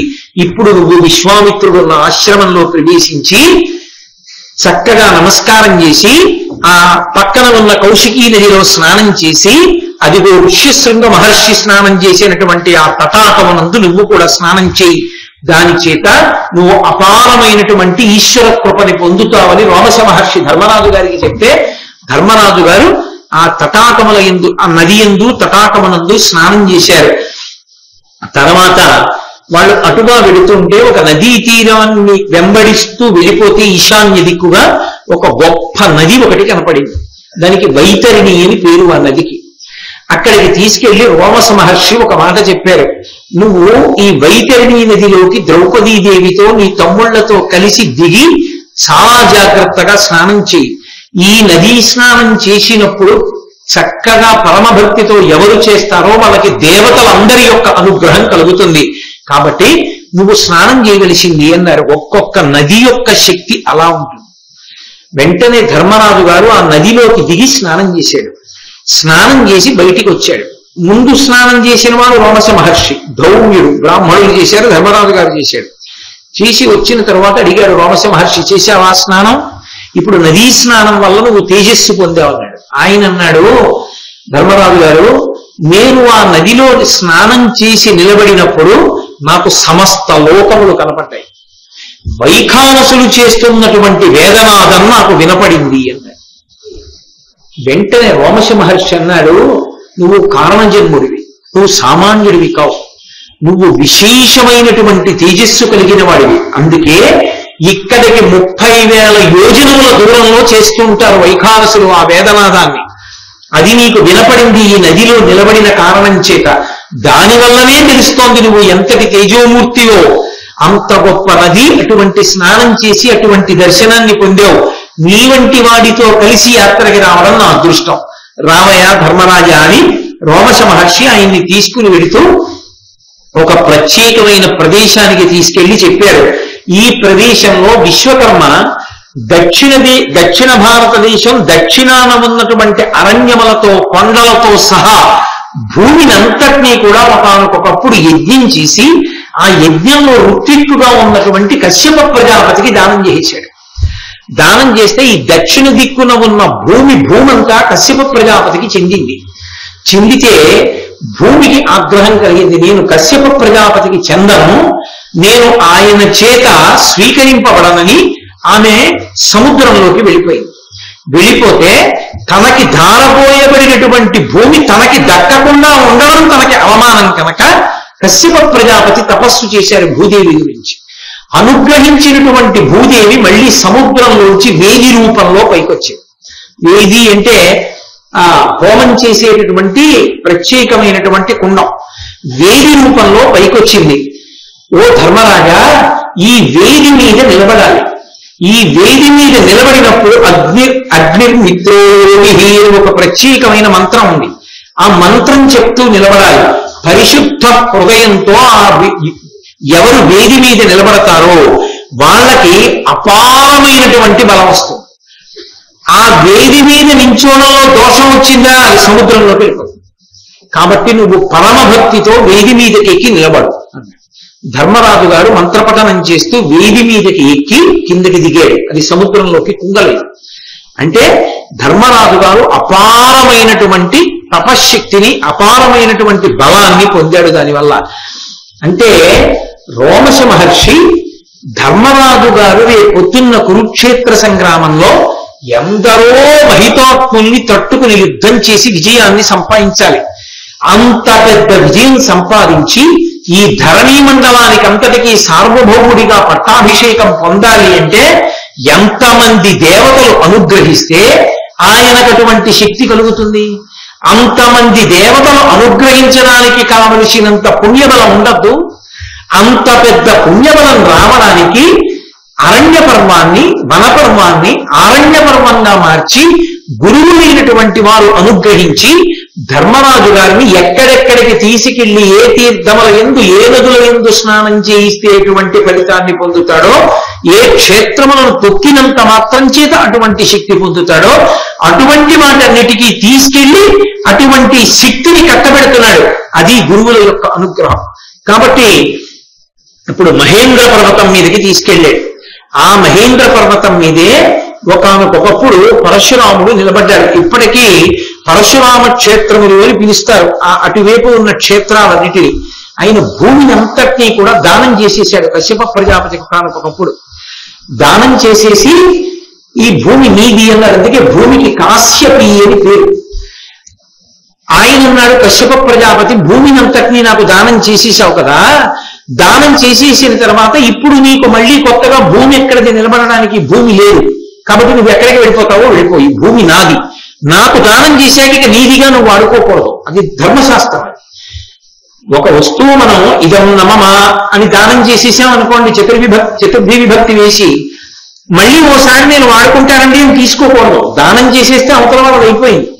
భూమినంతటినీ కశ్యప ప్రజాపతికి ఇచ్చేస్తే ఇక పరశురాముడు నిల్చోడానికి భూమి లేదు, నువ్వు దీని మీద ఉండకూడదు, కాబట్టి నువ్వు తొలగిపో అన్నాడు కశ్యపుడు. తను నిలబడడానికి భూమి లేదని మహేంద్ర పర్వతం మీద నిలబడి అడిచాడు పరశురాముడు. సముద్రం అడుగున కొంత భూమి ఉంది, ఓ సముద్రమా నాకు కొంత భూమి విడిచిపెట్టి వెనక్కి వెళ్ళు అన్నాడు. అంటే సముద్రం అంది, నువ్వంటే నాకు భయం. ఒక్క క్షత్రియుడు తప్పు చేస్తే 21 మాటలు భూమి అంతటినీ తిరిగి చంపావు క్షత్రియుల్ని. నీకెంత భూమి కావాలో నువ్వే నిర్ణయించుకో. నేను ఎక్కువ విడితే అంతెందుకంటే ఎవరనొచ్చు, తక్కువ ఇస్తే తక్కువ ఎందుకు ఇచ్చావనొచ్చు. నీకెంత కావాలో చెప్పండి. అయితే నా పరశువు విసురుతాను గండ్రగొడ్డలి, అది ఎక్కడ పడుతుందో అక్కడ వరకు నువ్వు వెనక్కి వెళ్ళాలి అంటే ఆ పరశువుని గిరగిర తిప్పి విసిరాడు. విసిరినప్పుడు అది ఎక్కడికి వెళ్ళి పడిందో సముద్రం అంత మేర వెనక్కి వెళ్ళిపోయింది. వెనక్కి వెళ్ళిపోతే వచ్చినటువంటి ప్రదేశంలో ఏర్పడిన క్షేత్రాలన్నిటికీ పరశురామ క్షేత్రాలని పేరు. అందుకే పరశురాముడు అక్కడ పూజల కొరకు ప్రత్యేకంగా బ్రాహ్మణుల్ని తీసుకెళ్ళి అక్కడ బ్రాహ్మణ్యాన్ని నిలబెట్టాడు. ఉడిపి మొదలైన ప్రాంతాలన్నీ ఆ పరశురామ క్షేత్రాల్లోకే వస్తాయి. అది పరశురాముని యొక్క అనుగ్రహం చేత వచ్చిన భూమి. అందుకని అక్కడ ఉంటాడు ఆయన చిరంజీవి, అందుకని అక్కడ ఉంటాడు. ఉండి ప్రతి చతుర్దశి తిథి నాడు మహేంద్రగిరి పర్వతం మీదకు ఒకసారి వస్తాడు. ఎందుకు వస్తాడంటే ఆయన శిష్య పరంపర ఉంది. ఆ శిష్యులందరూ ఆయన్ని చూసి నమస్కారం చేసి పూజ చేస్తారు, అందుకొస్తాడు. అందులో అకృతవ్రణుడు అని ఒక శిష్యుడు. అకృతవ్రణుడు ఆయన పేరంత చిత్రమైనటువంటి పేరు, చెయ్యనిటువంటి వ్రణము కలిగినటువంటి వాడు. అకృతవ్రణుడు అనబడేటటువంటి ఆయన ఆ మహేంద్రగిరి మీద కూర్చొని పరశురామ ఆరాధన చేస్తున్నాడు. ధర్మరాజు గారు వెళ్ళారు అక్కడికి. ఇక్కడేనయా పరశురాముడు వస్తాడని మహానుభావుడైనటువంటి రోమశ మహర్షి చెప్పారు. ఆ అకృతవ్రణుడు అనబడేటటువంటి పరశురాముడి శిష్యుడిని ధర్మరాజు గారు అడిగారు, ఎప్పుడు వస్తాడు పరశురాముడు ఇక్కడికి అని అడిగారు. చతుర్దశి తిథి నాడు వస్తాడు అన్నాడు. చతుర్దశి తిథి వరకు మేము ఇక్కడ ఉంటే మాకు పరశురామ దర్శనం అవుతుందా అని అడిగాడు. మీరు ఉండండి, మీరు ధర్మాత్ములు కనుక పరశురాముడు దర్శనం ఇస్తాడు మీకు, ఆయన మహానుభావుడు కాబట్టి ఉండండి అన్నారు. చతుర్దశి పర్యంతం మహేంద్రగిరి మీద ఉండిపోయాడు ధర్మరాజు. తమ్ముళ్లతోటి తన భార్య అయినటువంటి ద్రౌపదీదేవితోటి కలిసి ఉండిపోయాడు. ఆ ఉండిపోయినప్పుడు అడిగాడు అకృతవ్రణుడిని, అసలు ఈ పరశురాముడికి ఇంత గొప్పతనమే. ఇందులో కొన్ని మహాభారతం ఆరణ్య పర్వంలోవి కావు. ఇప్పుడు నేను చెప్పినటువంటి ఈ గండ్రగొడ్డల విశ్రామం నేను ఇతర విధమైనటువంటి పురాణాల్లో ఉన్నటువంటి విశేషాలని కొన్నింటిని కలుపుతున్నాను. ఎందుకుంటాడు మహేంద్రగిరి మీద అన్నది సుస్పష్టం అవడం కోసమే. కాబట్టి చతుర్దశి తిథిన వస్తాడు మాకు దర్శనం ఇవ్వడానికి, మీరు కూడా పొందొచ్చు. పరశురామునికి ఇంత గొప్పతనం ఎక్కడి నుంచి వచ్చింది? ఇంత తేజోవంతుడు ఎలా కాగలిగాడు? ఆయన చూస్తే బ్రాహ్మణుడు పరశురాముడు. పుట్టినది జమదగ్ని మహర్షికి పుట్టాడు. జమదగ్ని మహర్షిని పుట్టినటువంటి పరశురాముడు బ్రాహ్మణుడు, పరమసాత్వికుడై ఉండాలి. ఎంతో కొన్ని కోట్ల మంది బ్రాహ్మణుల చేత ఆరాధింపబడుతుంటాడు. అటువంటి వాడు అంత పౌరుషాన్ని పొంది గండ్రగొడ్డలి చేత్తో పట్టుకుని క్షత్రియుళ్ళ 21 మార్లు భూమంతా తిరిగి క్షత్రియులన్న వాళ్ళందరినీ చంపేశాడు. దానితో సమంతక పంచకాలని ఏకంగా నెత్తుటి రథాలు అయినింటిని తయారు చేసి పితృదేవతలకి తర్పణలు ఇచ్చాడు. ఇది క్షాత్ర లక్షణం, క్షత్రియులు చేస్తారు. ఆయన బ్రాహ్మణుడికి ఇంత క్షాత్రం ఏమిటి, ఇంత శక్తి ఏమిటి, ఇంతమందిని చంపడం ఏమిటి? బ్రాహ్మణుడి మనసులా ఉండకూడదే, అంత కరుకుగా ఉండకూడదే? ఎలా చేయగలిగాడు? ఎందుకు పరశురాముడు ఇలా ఇంత తేజస్సు పొందాడు? నువ్వు ఆయన శిష్యుడివి కదా, నాకు చెప్పవలసింది అని అడిగాడు. అడిగితే ఆయన చెప్పడం ప్రారంభం చేశాడు. ఆ అకృతవ్రణుడు కన్యాకుబ్జాన్ని పరిపాలించేటటువంటి గాధి అనబడేటటువంటి మహారాజు ఉండేవాడు. ఆ గాధి కుమారుడే విశ్వామిత్రుడు. గాధి అనబడేటటువంటి మహారాజు ఉన్నాడు. ఆ గాధికి ఒక కుమార్తె, ఆమె సత్యవతి. ఆ సత్యవతే కౌశికీ నది కింద మారింది. ఆ సత్యవతి యొక్క సోదరుడు విశ్వామిత్రుడు. సరే, అది అలా ఉంచి వింటుండండి జాగ్రత్తగా, కొంచెం పేర్లు జాగ్రత్తగా వింటేనే మీకు జ్ఞాపకంలో ఉంటాయి. కాబట్టి కన్యాకుబ్జాన్ని పరిపాలించినటువంటి గాధి అనబడేటటువంటి మహారాజు యొక్క కుమార్తె సత్యవతి. ఆ సత్యవతీదేవిని వివాహం చేసుకుంటాను అని అడిగాడు రుచీకుడు అనబడేటటువంటి మహర్షి. ఆ రుచీకుడి తండ్రి భృగు. ఈ రుచీకుడు వెళ్ళి అడిగాడు గాధిని, నీ కుమార్తె సత్యవతిని నాకు ఇచ్చి వివాహం చేయవలసింది అన్నాడు. ఆయన అన్నాడు, తప్పకుండా ఇచ్చి వివాహం చేస్తాను, కానీ మాకు పరంపరాగతంగా ఒక అలవాటు ఉంది. మా ఇంట్లో ఆడపిల్లని పెళ్లి చేసుకోవాలి అంటే శుల్కం కట్టాలి, కొంత ఇవ్వాలి. అవి ఏమి ఇవ్వాలో తెలుసా? అవి ఇస్తే నీకు ఇచ్చి పెళ్లి చేస్తాను. ఎందుకని? ఆమె క్షత్రియ కాంత, అడుగుతున్నవాడు బ్రాహ్మణుడు. ఈయనకిచ్చి పెళ్లి చేస్తే ఈయన ఎక్కడో అరణ్యాల్లోనో ఆశ్రమాల్లోనో తిప్పుతాడు, ఎందుకు వచ్చిన గొడవ అని ఆయన తేలేని అడుగుదామని ఆయన అన్నాడు, ఒక్క కర్ణంబు నీలోత్పల శ్యామమై తనువెల్ల శశిహంస ధవలమైన ఎట్టి గుర్రములు వేయి కన్య కుంకువిట్లో ఓపుదేని మునీంద్ర దీని నమరంగా పెండిలియగు ఇది మా కుల ధర్మంబు నాముడు గరుడి పెండియగు వెట్క భార్గవుడప్పుడు వరుణేంద్రపాలికి జని వాని వరసి తెచ్చే అవనినాథ గంగయందు కన్యాకుబ్జపురవంబునందు పుట్టినట్టి హయ సహస్రమమలమై నాట గోరెడు అశ్వతీర్థమనగ నయ్యనదియు. మాకు నీకు సత్యవతిని పెళ్లి చేసుకోవాలని ఉంటే ఓ రుచికుడా కన్యాశుల్కాన్ని కట్టాలి. ఇది మా వంశాచారం. ఏమిటి కట్టాలో తెలుసా? ఒళ్ళంతా చంద్రబింబం ఎలా ఉంటుందో, హంస ఎలా ఉంటుందో అటువంటి తెల్లటి కాంతితో ఉండి, ఒక్క చెవి మాత్రం నల్ల కలువ ఎలా ఉంటుందో, నల్లగా కాదు నల్ల కలువ ఎలా ఉంటుందో అటువంటి రంగుతో ఒక్క చెవే ఉండాలి. ఒక చెవి నల్ల కలుగులాగా, మిగిలిన ఒళ్ళు చంద్రుడిలాగా హంసలాగా ఉన్నటువంటి గుర్రాల్ని 1000 గుర్రాల్ని తీసుకొచ్చి నాకు ఇస్తే మా అమ్మాయినిచ్చి పెళ్లి చేస్తాను. బ్రాహ్మణుడు ఎక్కడి నుంచి తెస్తాడు 1000 గుర్రాలు లాంటివి? ఆయన చిన్నగా వరుణుడి దగ్గరికి వెళ్ళాడు. ఆయనకున్న మంత్రశక్తి చేత వెళ్ళి, వరుణుడా పెళ్లి చేసుకోవాలనుకుంటున్నాను, పెళ్లి చేసుకోవడానికి డబ్బు అడిగితే కూడా తప్పకుండా ఇవ్వాలి. ఎందుకో తెలుసా? అది కూడా స్నాతక వ్రతం అని పేరు. స్నాతక వ్రతం అనేక విధాలుగా ఉంటుంది. అయ్యా నాకు పెళ్లి చేసుకోవడానికి డబ్బులు లేవండి, పెళ్లి చేసుకుందాం అనుకుంటున్నాను, మీరు నాకు కొంచెం ధన సహాయం చేయవలసింది అని మగపిల్లవాడు అడిగాడు అనుకోండి, లేదు అని అనకూడదు గృహస్థు, తప్పకుండా సాయం చేయాలి. అది పరమధర్మాల్లో ఒకటి. కాబట్టి స్నాతకుడు ఇచ్చి అడిగినట్లు, అలా అడిగితే డబ్బు ఇచ్చారనుకోండి, ఆ పుణ్యం మామూలుగా ఎవరో పెళ్లి చేసుకుంటుంటే పేదవాళ్ళని మీరు పట్టుకెళ్ళి ఇచ్చిన పుణ్యంతో సరిపోదు. వాళ్ళే వచ్చి అడిగి డబ్బు మీ దగ్గర పట్టుకెళ్ళారనుకోండి, అది విశేష పుణ్యం. మహాత్ములైనటువంటి వారు అలా సహాయం చేస్తారు కూడా. కాబట్టి ఒకనొకప్పుడు వైష్ణవ సంప్రదాయంలో ఉన్నటువంటి ఒక మహానుభావుడు కూడా అలాగే చెయ్యవలసి వచ్చింది కూడా. కాబట్టి వేదాంత దేశికులని దయాశతకం చేశారు. వారు ఒకప్పుడు బంగారు వర్షం కురిపించవలసి వచ్చింది అలా బ్రహ్మచారికి పెళ్లి చేసుకోవడానికి డబ్బు ఇవ్వడానికి. కాబట్టి ఈ రుచికుడు వరుణుడి దగ్గరికి వెళ్ళాడు. వెళ్ళి, ఏమయ్యా నేను పెళ్లి చేసుకుందాం అనుకుంటున్నాను, మా మామగారు నల్ల కలువ రంగు పోలిన ఒక్క చెవు, చంద్రబింబం హంసలా ఉన్న తెల్లటి ఒళ్ళు ఉన్న 1000 గుర్రాలు కావాలన్నాడు. ఆ గుర్రాలు నాకు ఇప్పిద్దు అన్నాడు. అంటే ఆయన అన్నాడు, గుర్రాలే కదా కావాలి, ఇప్పుడు ఇక్కడ ఇచ్చారనుకో వరుణలోకంలో 1000 గుర్రాలు ఎలా పట్టుకెడతావు? వరుణలోకం ఎక్కడుందో అదంతా నాదేగా, నీళ్ళు ఎక్కడున్నా నాదే. కన్యాకుబ్జానికి ఒడ్డున గంగా నది ప్రవహిస్తోంది. నువ్వు వెళ్ళి ఆ గంగ ఒడ్డున నించో, స్నానాల తీరంలో నించో, స్నానాలు చేసే చోట నువ్వు నించోగానే ఆ గంగా నదిలోంచి ఆ ఒడ్డున నువ్వు నించున్న చోట 1000 గుర్రాలు పైకొస్తాయి. వాటిని తోలికెళ్ళి రాజుకిచ్చి, రాజు పిల్లనిస్తాడు. సరిపోతుందా? ఇప్పుడు వరుణలోకంలో ఇస్తే పశ్చిమ దిక్కు నుంచి ఎక్కడికి తీసుకెళ్తావు వీటిని అన్నాడు. అంటే ట్రాన్స్పోర్ట్ కూడా తానే అరేంజ్ చేశాడు అని అనవలసి. అంటే చాలా సంతోషించి రుచికుడు తిరిగి వచ్చి గంగ ఒడ్డున నించున్నాడు. కన్యాకుబ్జం అనే నగరం ఉన్నటువంటి చోట ప్రవహిస్తున్నటువంటి గంగా స్నాన ఘాట్ అనుకోండి, అక్కడ నించున్నాడు. అందులోంచి వరుసగా 1000 గుర్రాలు పైకెక్కి, ఇప్పుడు ఈ 1000 గుర్రాలని పట్టుకెళ్ళి గాధి మహారాజుకి ఇచ్చాడు.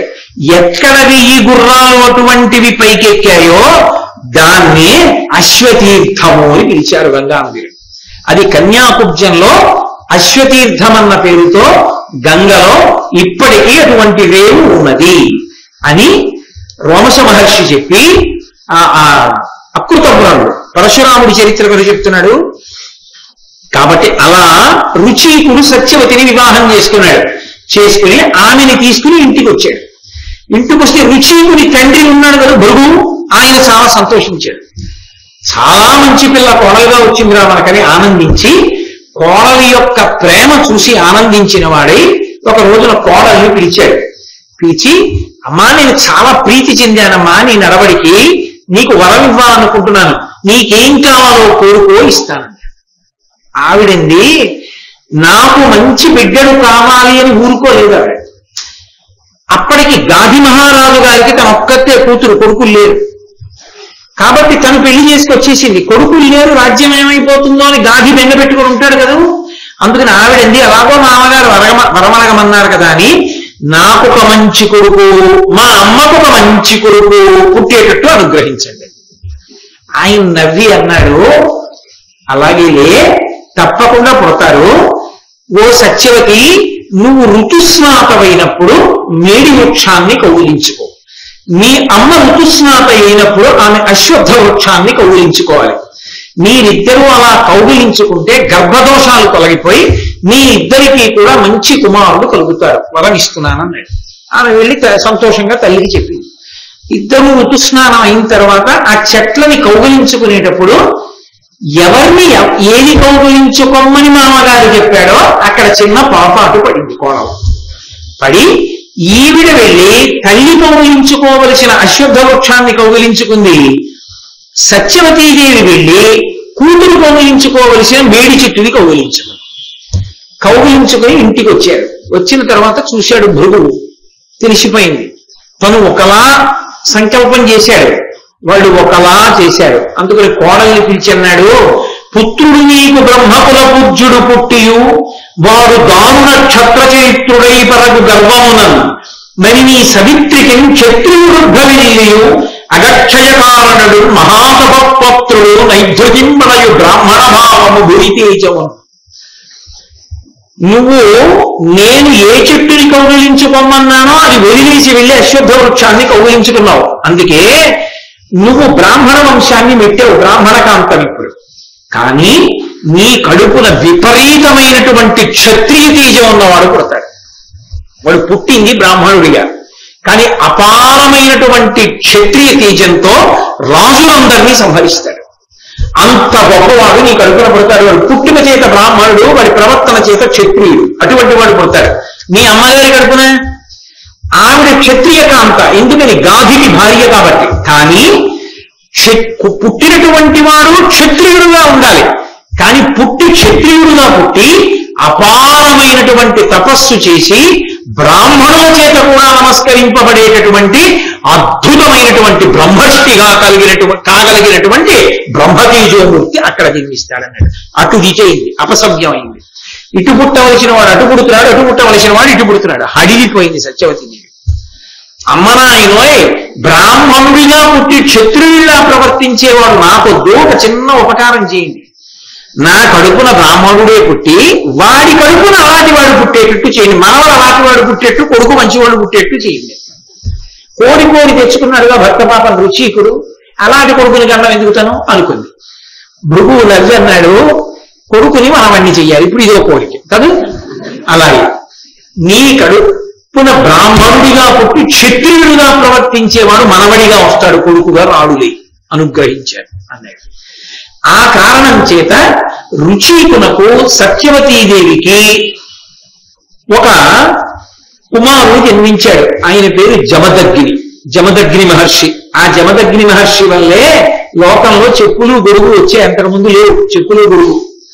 ఆయన ఆడుకుంటున్నాడు. ఒకప్పుడు భార్య రేణుకాదేవితో కలిసి సముద్రపు నుంచి నేను బాణం వేస్తాను, నువ్వు పట్టుకొస్తూ ఉండన్నాడు. ఆవిడ గర్భిణి, ఈయన బాణం వేస్తున్నాడు, ఆవిడ వెళ్ళి పట్టుకొస్తోంది. ఆవిడ పట్టణం ఆలస్యమైంది. ఎందుకు ఇంత ఆలస్యం అవుతుంది, తొందరగా తామే అన్నాడు.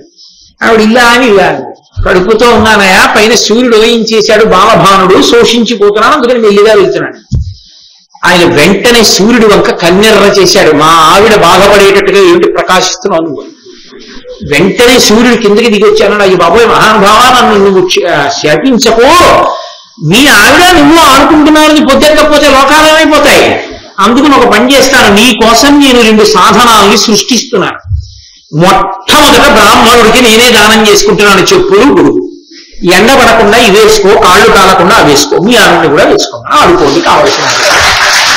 అప్పటి నుంచి చెప్పులు గొడుగు వచ్చాయి. అందుకే బ్రాహ్మణుడికి స్నాతకంలో చెప్పులు గొడుగు ఇస్తారు. అది కారణం. జమదగ్ని మహర్షి దగ్గర ఇవన్నీ భారతాంతర్గతం కావు, ఏవో గుర్తొచ్చినప్పుడల్లా వేరే విషయాలు తీసుకొచ్చి కలిపి చెప్తున్నాను.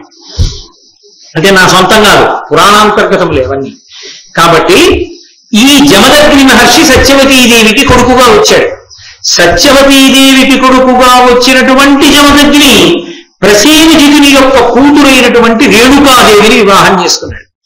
ఈ రేణుకాదేవికి జమదగ్నికి కలిపి రుమణ్వంతుడు, సుషేణుడు, వసుడు, విశ్వావసుడు, రాముడు అనబడేటటువంటి 5 కుమారులు జన్మించారు.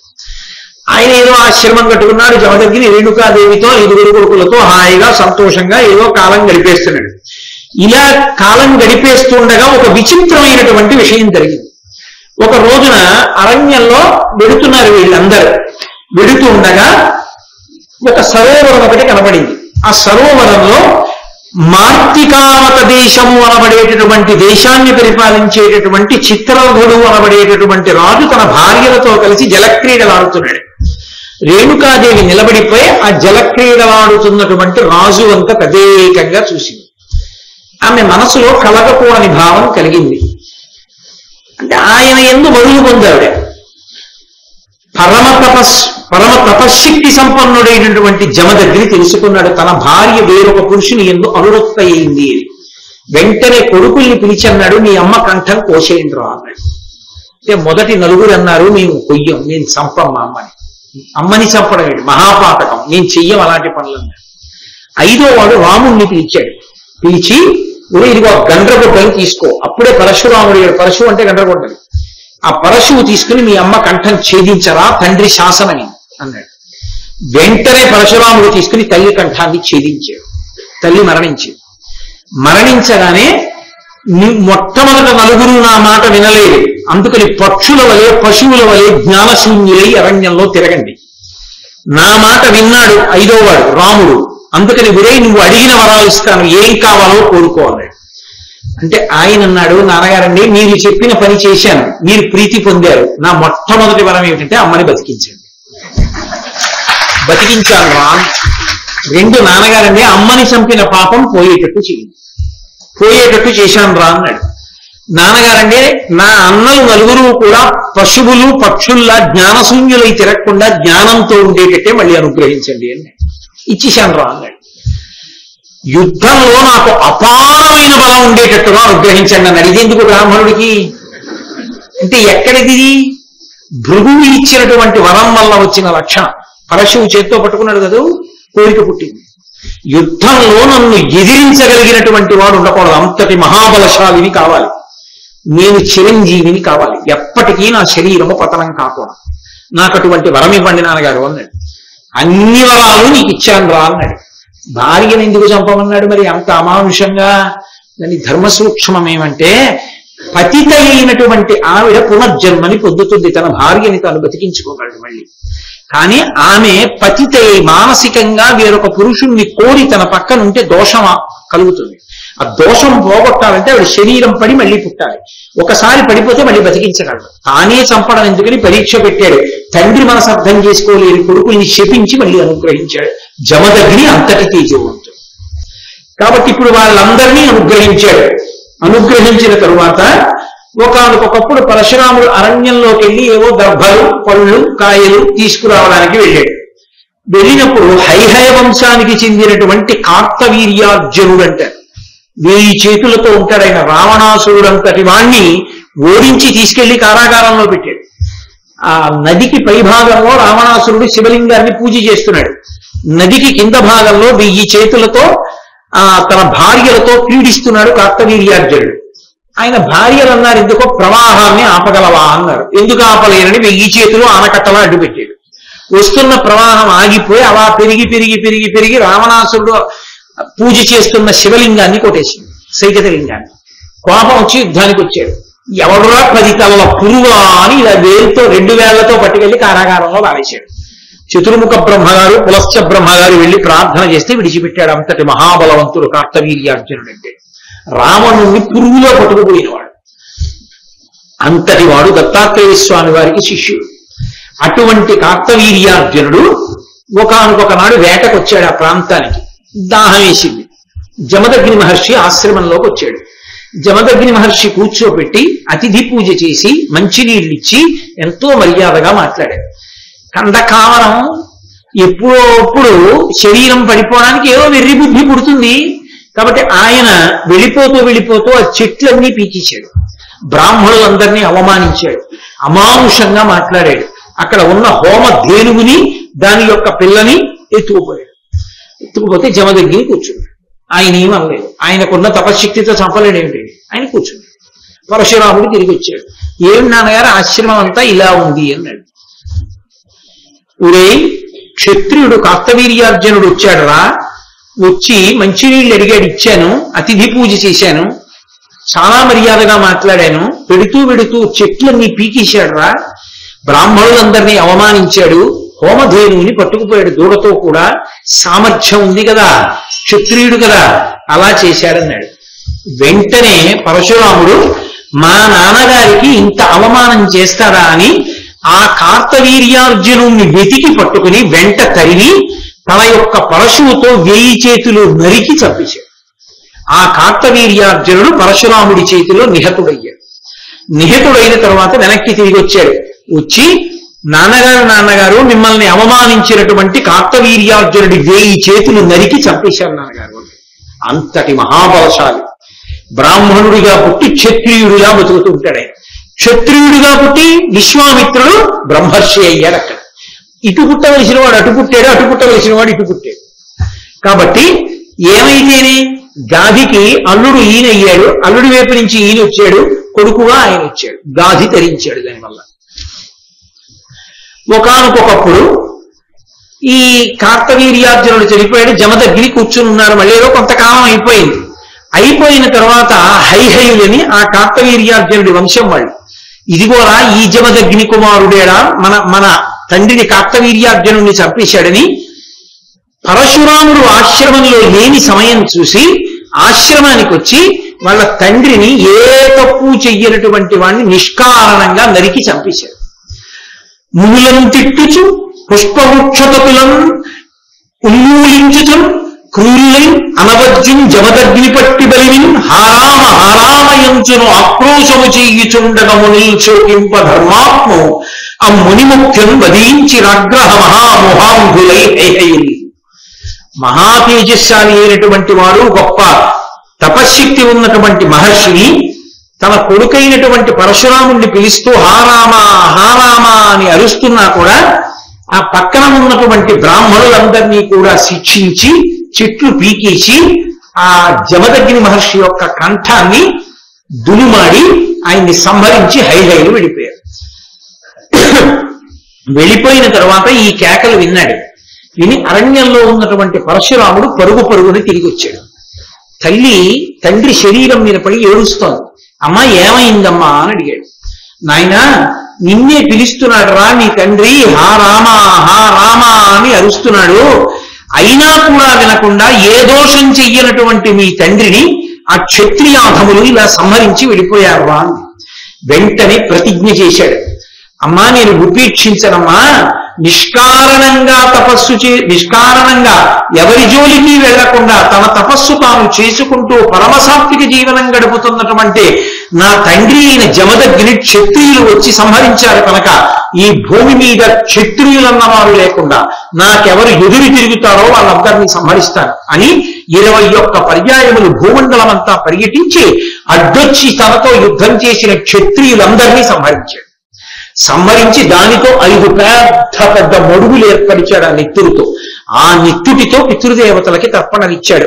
తదనంతరము పితృదేవతలు ప్రత్యక్షమై ఏం కావాలని అడిగితే, మీరు ప్రీతి పొందారు, నేను చేసిన పాపం పోవాలి, ఇదిగో ఈ హ్రదములన్నీ కూడా ఈ 5 మడుగులు పరిపూర్ణమైన పవిత్ర జలములతో నిండిపోవాలి, ఎవరు వచ్చి స్నానం చేస్తే వాళ్ళు అనుగ్రహం పొందాలన్నాడు. అదే శమంతక పంచకాలు అయ్యాయి.